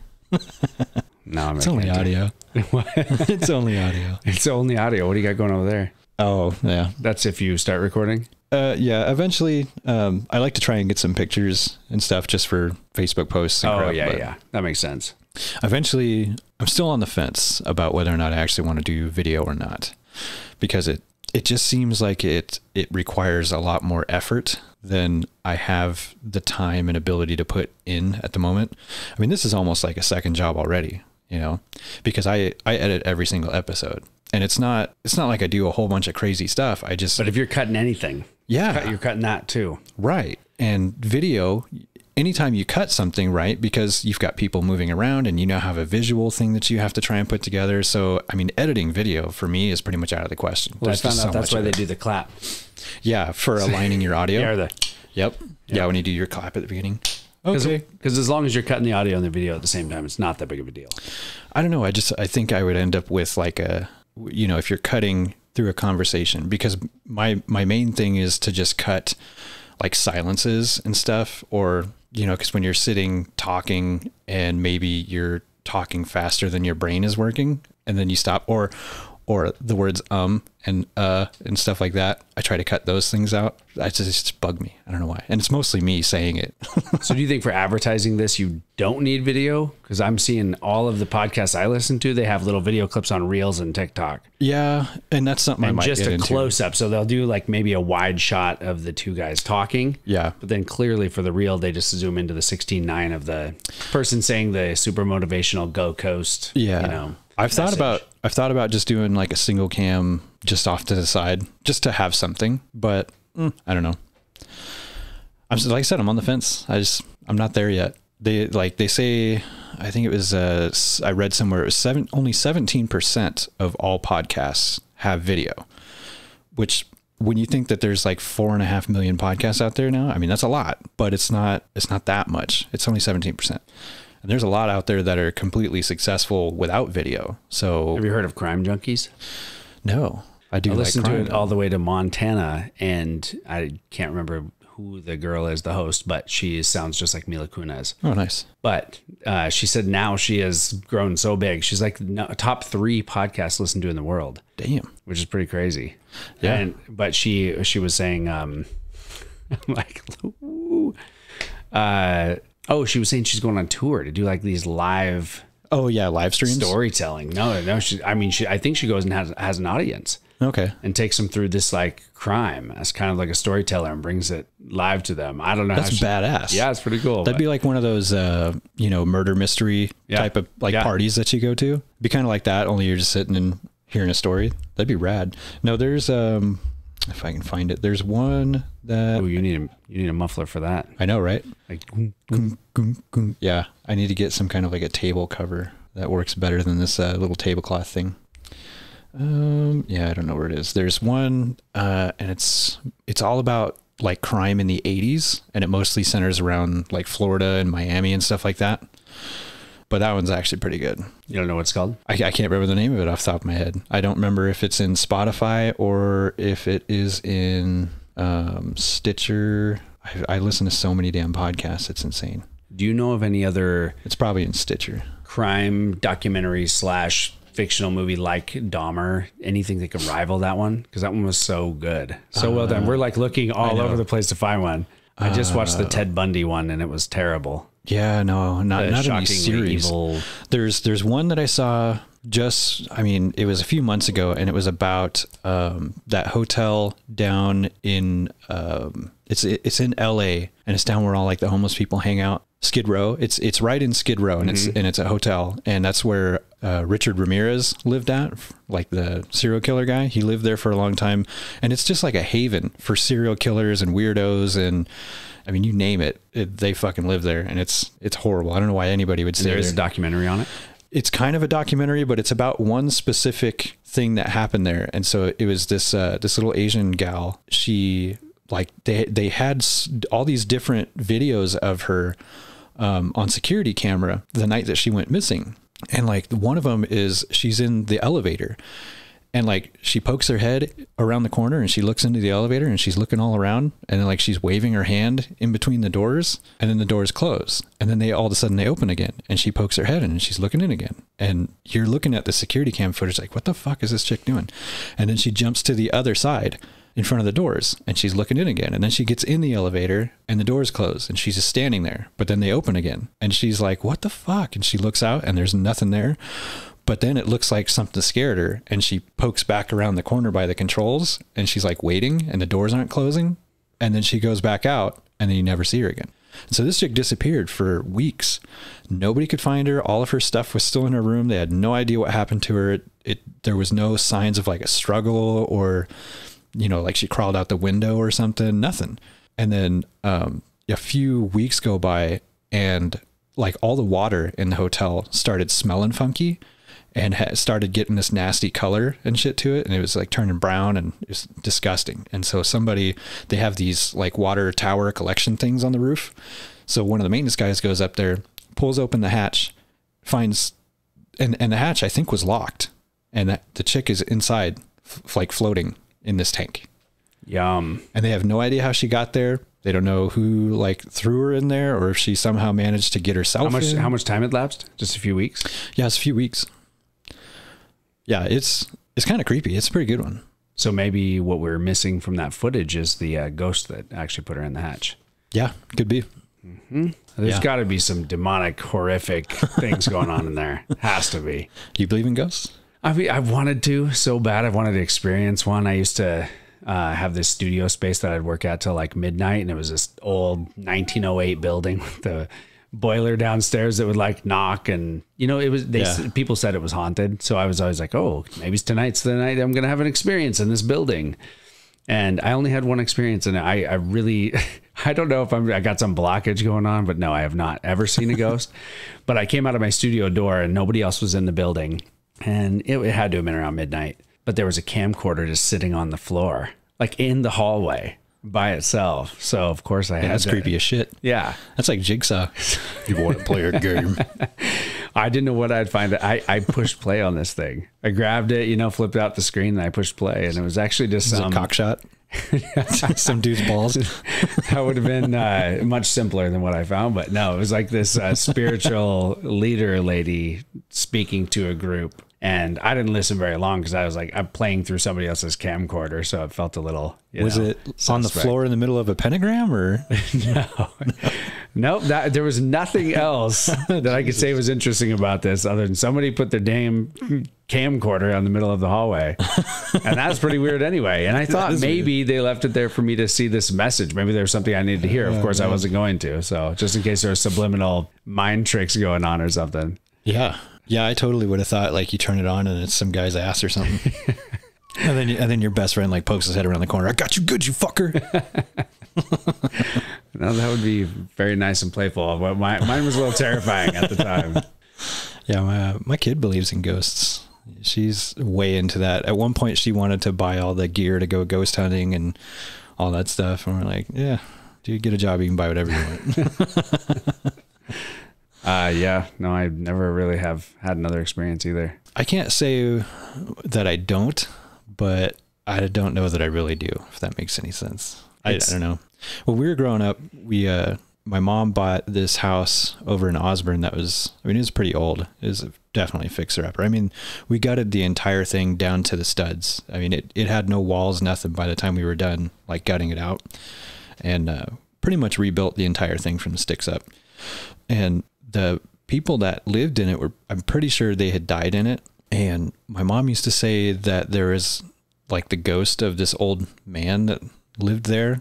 And for some reason he liked to grab onto the back of your shirt while you're walking through the kitchen, which I thought was weird, but I've felt it a couple of times. And I don't know if maybe, it's one of those things where you manifest what you're afraid of or what you're thinking of, right?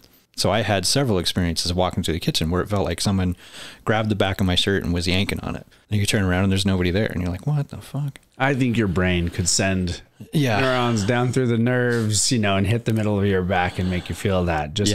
I mean, it's like when you get scared and your hairs stand up, and I mean, your brain can tell you. And even if there's nothing scary around, your brain can do tricks. Yeah. If somebody had told me that story, I'd probably feel a little tug here and there too. Yeah, I don't know about the whole ghost thing. Did you ever see that Ghost Hunters show? You ever watch that? No. You ever watch that? What about Paranormal Activity? I watched Unsolved Mysteries when I was a kid. Oh yeah, me and my mom watched that. So there was things like Robert guy Stack opens up a fridge and the egg flies across the room, and those were some of the best ones. They were awesome. Yeah, the paranormal ones were good. Yeah, I used to watch that, and what was that other show? Sightings. That was all about aliens. You never saw that one? Oh, that was great. That was all about aliens and stuff. And that one had some of the best stories. That show actually, several episodes of that kept me up at night when I was a kid. And I was like, maybe I shouldn't watch this, but I couldn't not watch it. I doubt there's going to be anything. But ignorance is bliss. And I have just been ignorant my entire life, I guess. I doubt there's going to be anything of it on like YouTube. Yep, UFOs. Oh, you look at that. That's an actual episode. 1992. 92. Holy crap. Now I feel old. The following program deals with a controversial subject. The theories expressed are not the only possible interpretation. The viewer is invited to make a judgment based on all available information. Tonight on Sightings, we are not going to say whether any of this is real or not. Make up your mind. That's kind of like the making a murderer thing. Mm-hmm. Well, here's all the information. What do you think? You think he fucking killed him? We don't know. When I was a kid, I accepted the Unsolved Mysteries because it left me feeling kind of unsettled, and that was an exciting feeling at the time. Now that I'm older, I'm like, I want answers. Yeah. My favorite part of Unsolved Mysteries actually was when they started doing the updates. When like they actually caught people. Oh, they were I like, don't remember that. You don't remember that? Yeah. Man, it's probably like mid 90s, late 90s where they actually started catching people or finding bodies and stuff. And so they would play the episode and then it'd be like update. And they would do a whole thing about how they finally figured out that, you know, Jose Sanchez, you know, they caught him in Alabama after he killed some lady in Nebraska and blah, blah, blah. So, wow. Oh, shit. They actually found him because people would call in, you know, and give tips and whatnot. So, yeah, eventually they started doing the updates and that was great because you're like, oh, closure. Thank you. There's not some like, psycho out there. They must have ran into some people and saw something they shouldn't have. Yeah. Yeah, not just the We'll never mysteries. find those people. Yeah, it's a shitty one, but yeah, sightings. There were some of these episodes where just the way they tell the story of seeing the aliens. Can your mics pick up your dog? Probably a little bit. Yeah, she's whining outside the door. She wants to come in and play with you more. I'll probably have to go out and give her a picture at some point. She's a little obsessive. She is. She's very obsessive.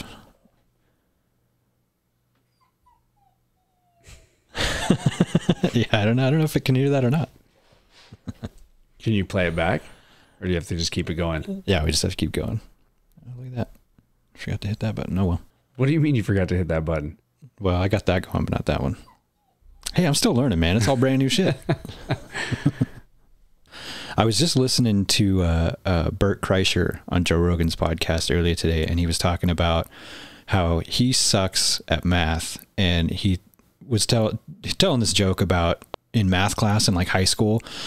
You know, we're talking about like back in the 80s, and the teacher was all like, oh, what are you just going to walk around with a calculator in your pocket all the time? You need to learn this stupid shit. And he's like, yeah, I literally carry a calculator around in my pocket all fucking day. Why do I need to know any of this now?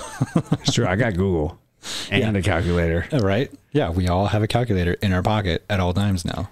So this is off topic, but when you're trying to say like, trying to think of a symbol on your phone that I have to say like degrees.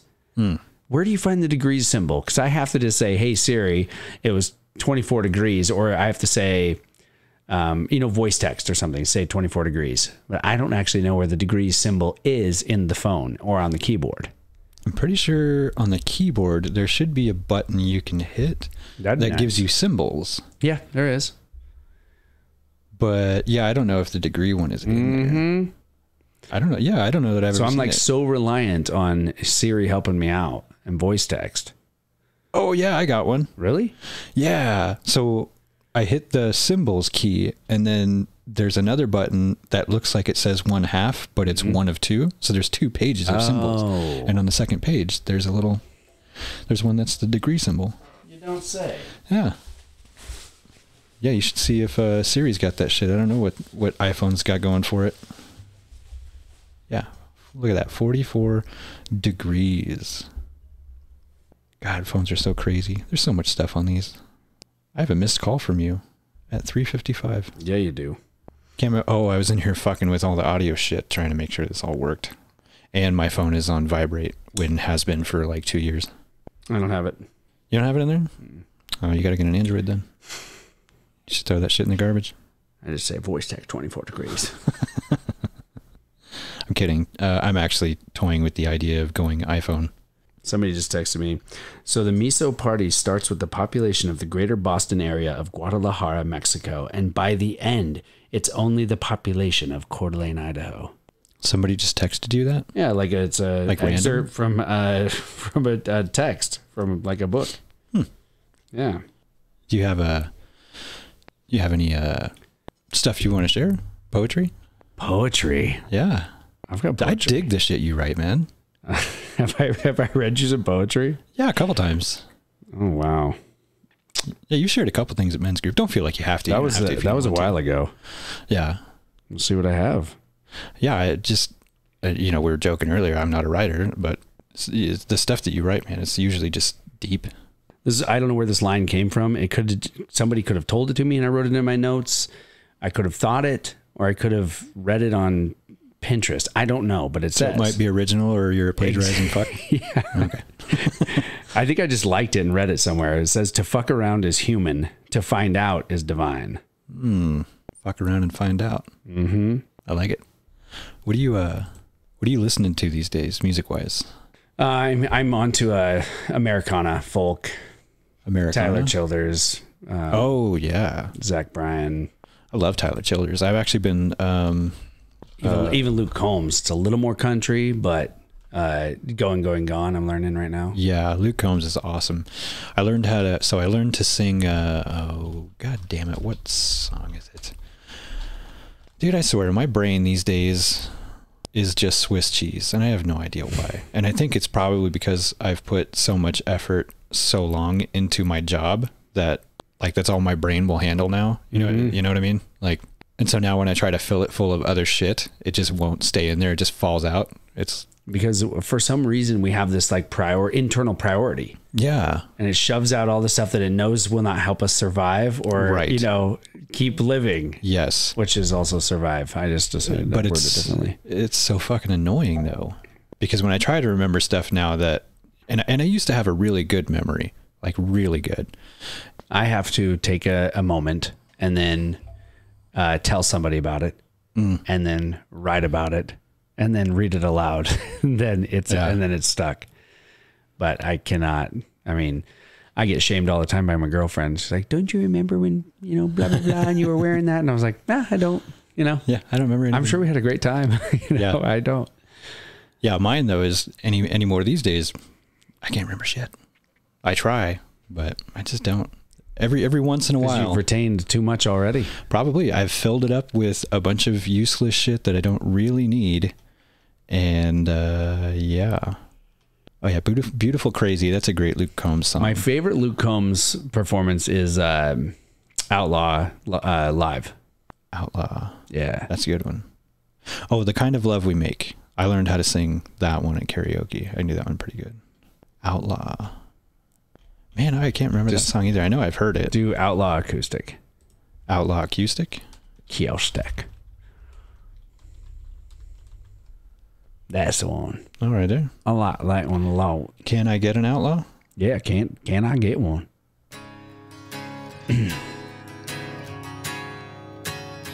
Okay, I have heard this.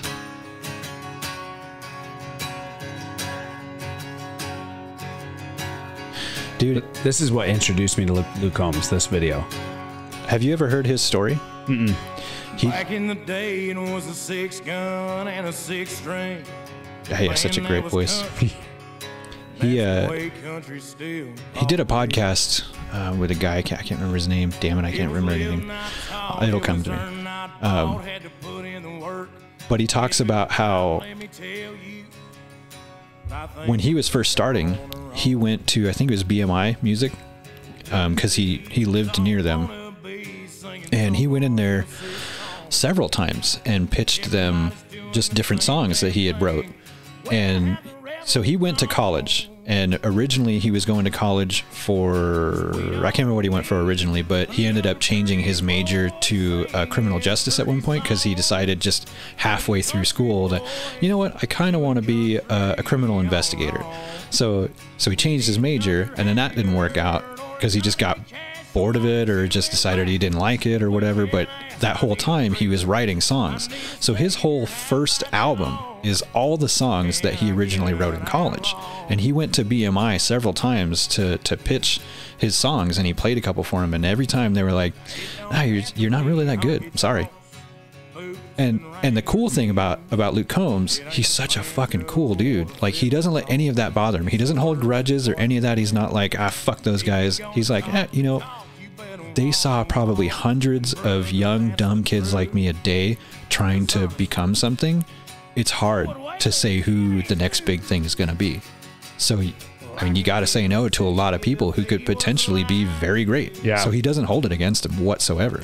And does he have a documentary? I don't know if he has a documentary, but he's been on several podcasts where he talks about pretty much his whole life story. And a lot of it some of it's pretty funny. but he did that. He actually went on American Idol and auditioned for it. He was either American Idol or America's Got Talent, whichever one has Gwen Stefani and The Voice. Yeah. So he went, The Voice? I think so. Yeah. So he went and auditioned for them, and he made it all the way up until the point where he would have been on the show, and then he got cut. And the reason he got cut literally was that he didn't have a sob story. Is how he describes it. He didn't have any, oh, my daddy's got cancer and blah blah blah, and you know, didn't have any of that. He was just like, no, I'm just a dude that's trying to, you know, make his way in the music biz. And they were like, well, that's boring. Fuck off. So he got a letter before he ever got to be on the show from the production company saying, oh, yep, sorry, you're not cool enough. And so he actually met, God, what is his fucking name? Gwen Stefani's husband. Blake Shelton.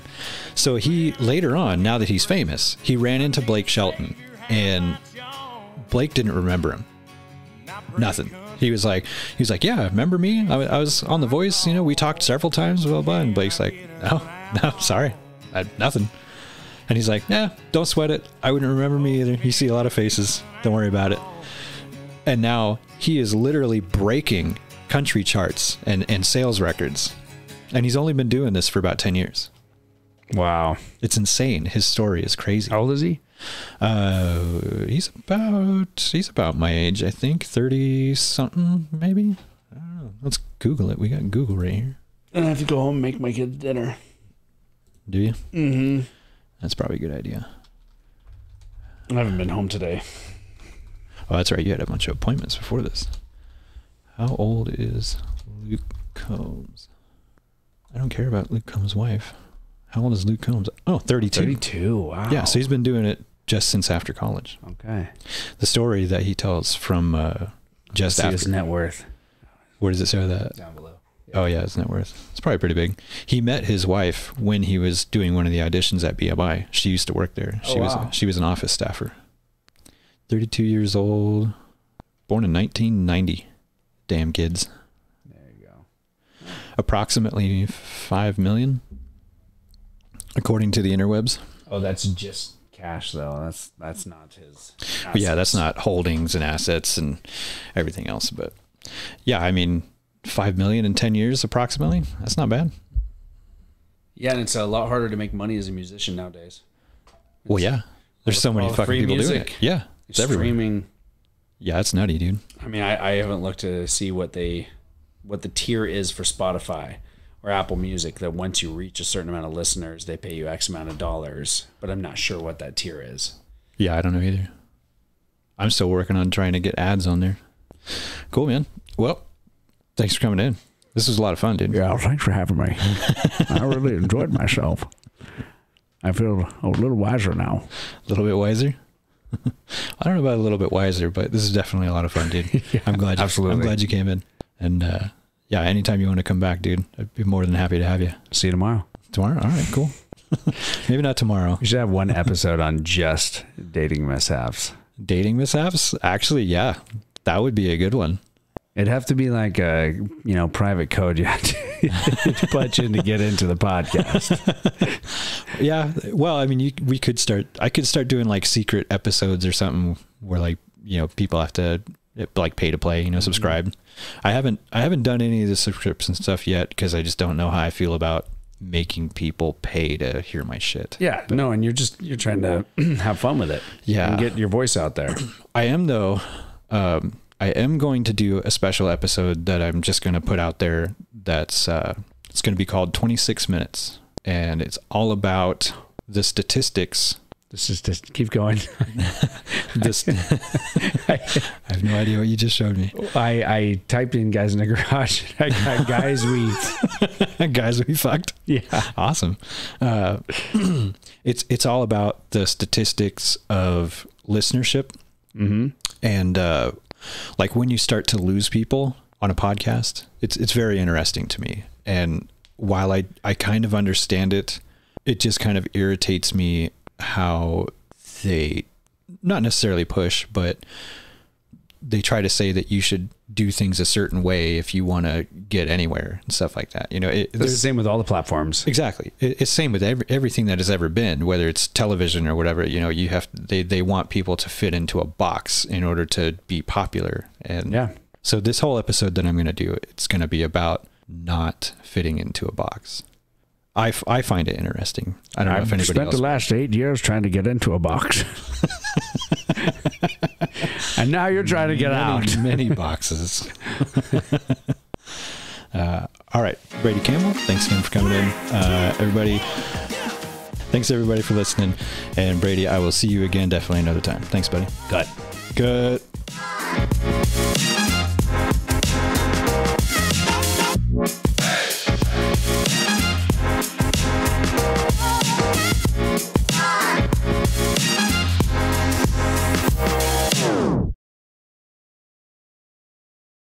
Skinny Love. That was one of the first songs I ever did. Skinny Love. Is that Maroon 5?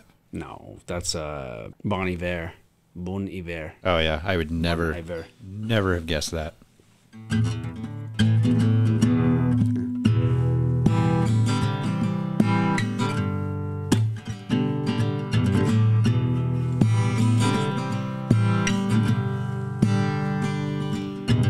Come on, skinny love, just last a year. For a little song we were never here. My, my, my, my, my, my, my, my, my, my. Staring at the sink of blood and crushed veneer. I tell my love to wreck it all. Cut out all the ropes and let me fall. My, my, my, my, my, my, my, my, my, my.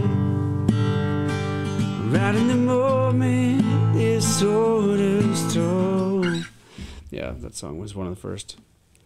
I don't remember the very first song I ever did. This is the very, very first song, was All I Want by Codaline. The very first song that you ever Performed learned in or front of perform. people. Okay. Yeah. The very first song. Jeez. I can't even remember what the first song was that I like learned on a guitar and then played the whole thing through to like people. Well, I thought about this for 5 years straight. And I took my name off of every karaoke list, every open mic list. I would put it on there and I'd be like, no. I would put my name on a list, go take a tequila shot, come back in. No. Liquid Courage. Yeah, but it's not Liquid Courage for me. Because I needed to be like right before drunk, because drunk I forget all the lyrics. Yeah. Right before drunk. Okay. The Sweet Spot. All I Want. Oh my God.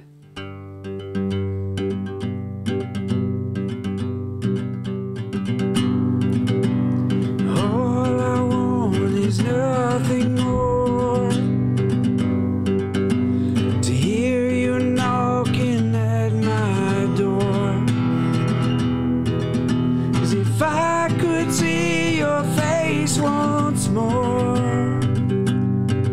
I would die a happy man, I'm sure. And when you said your last goodbye, I died a little bit inside. And I laid in tears in bed all night, alone without you by my side. But if you loved me, then why'd you leave me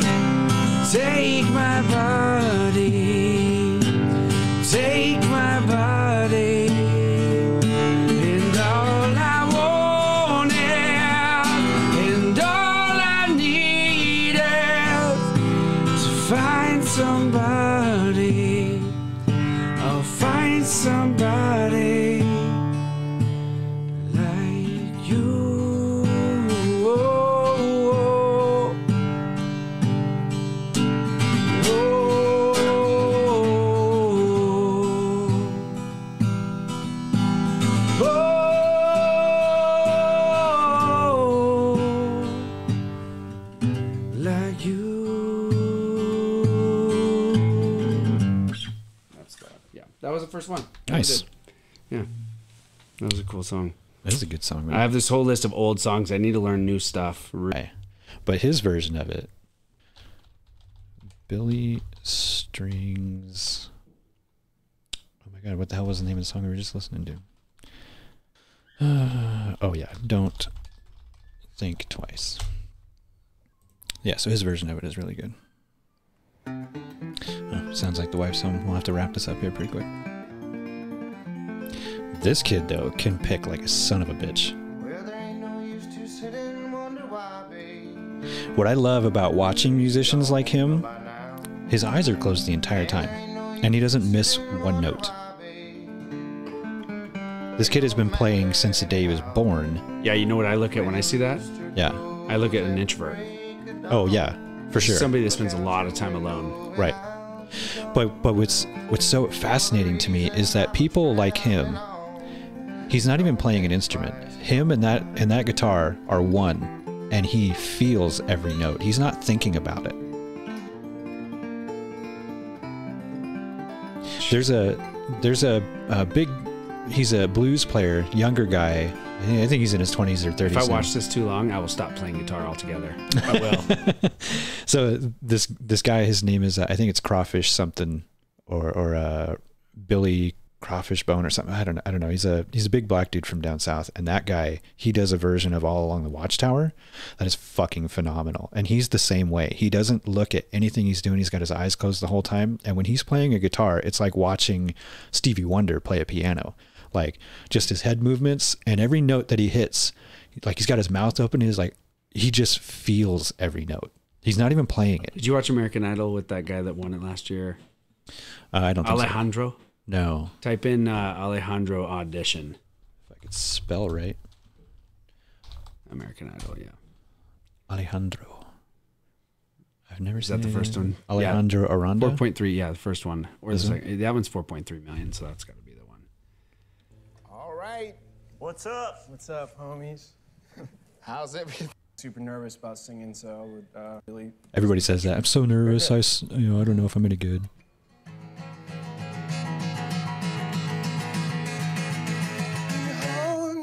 Closer to your fantasy, I can try to be the one. Oh yeah. Loving me. I'm feeling your soul. Yeah, how the fuck do people play like that?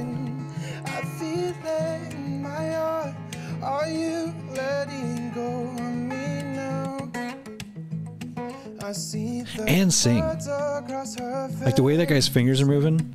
That'd be like me trying to flip bacon while jerking off and paying attention to a good movie and talk to somebody all at the same time. It's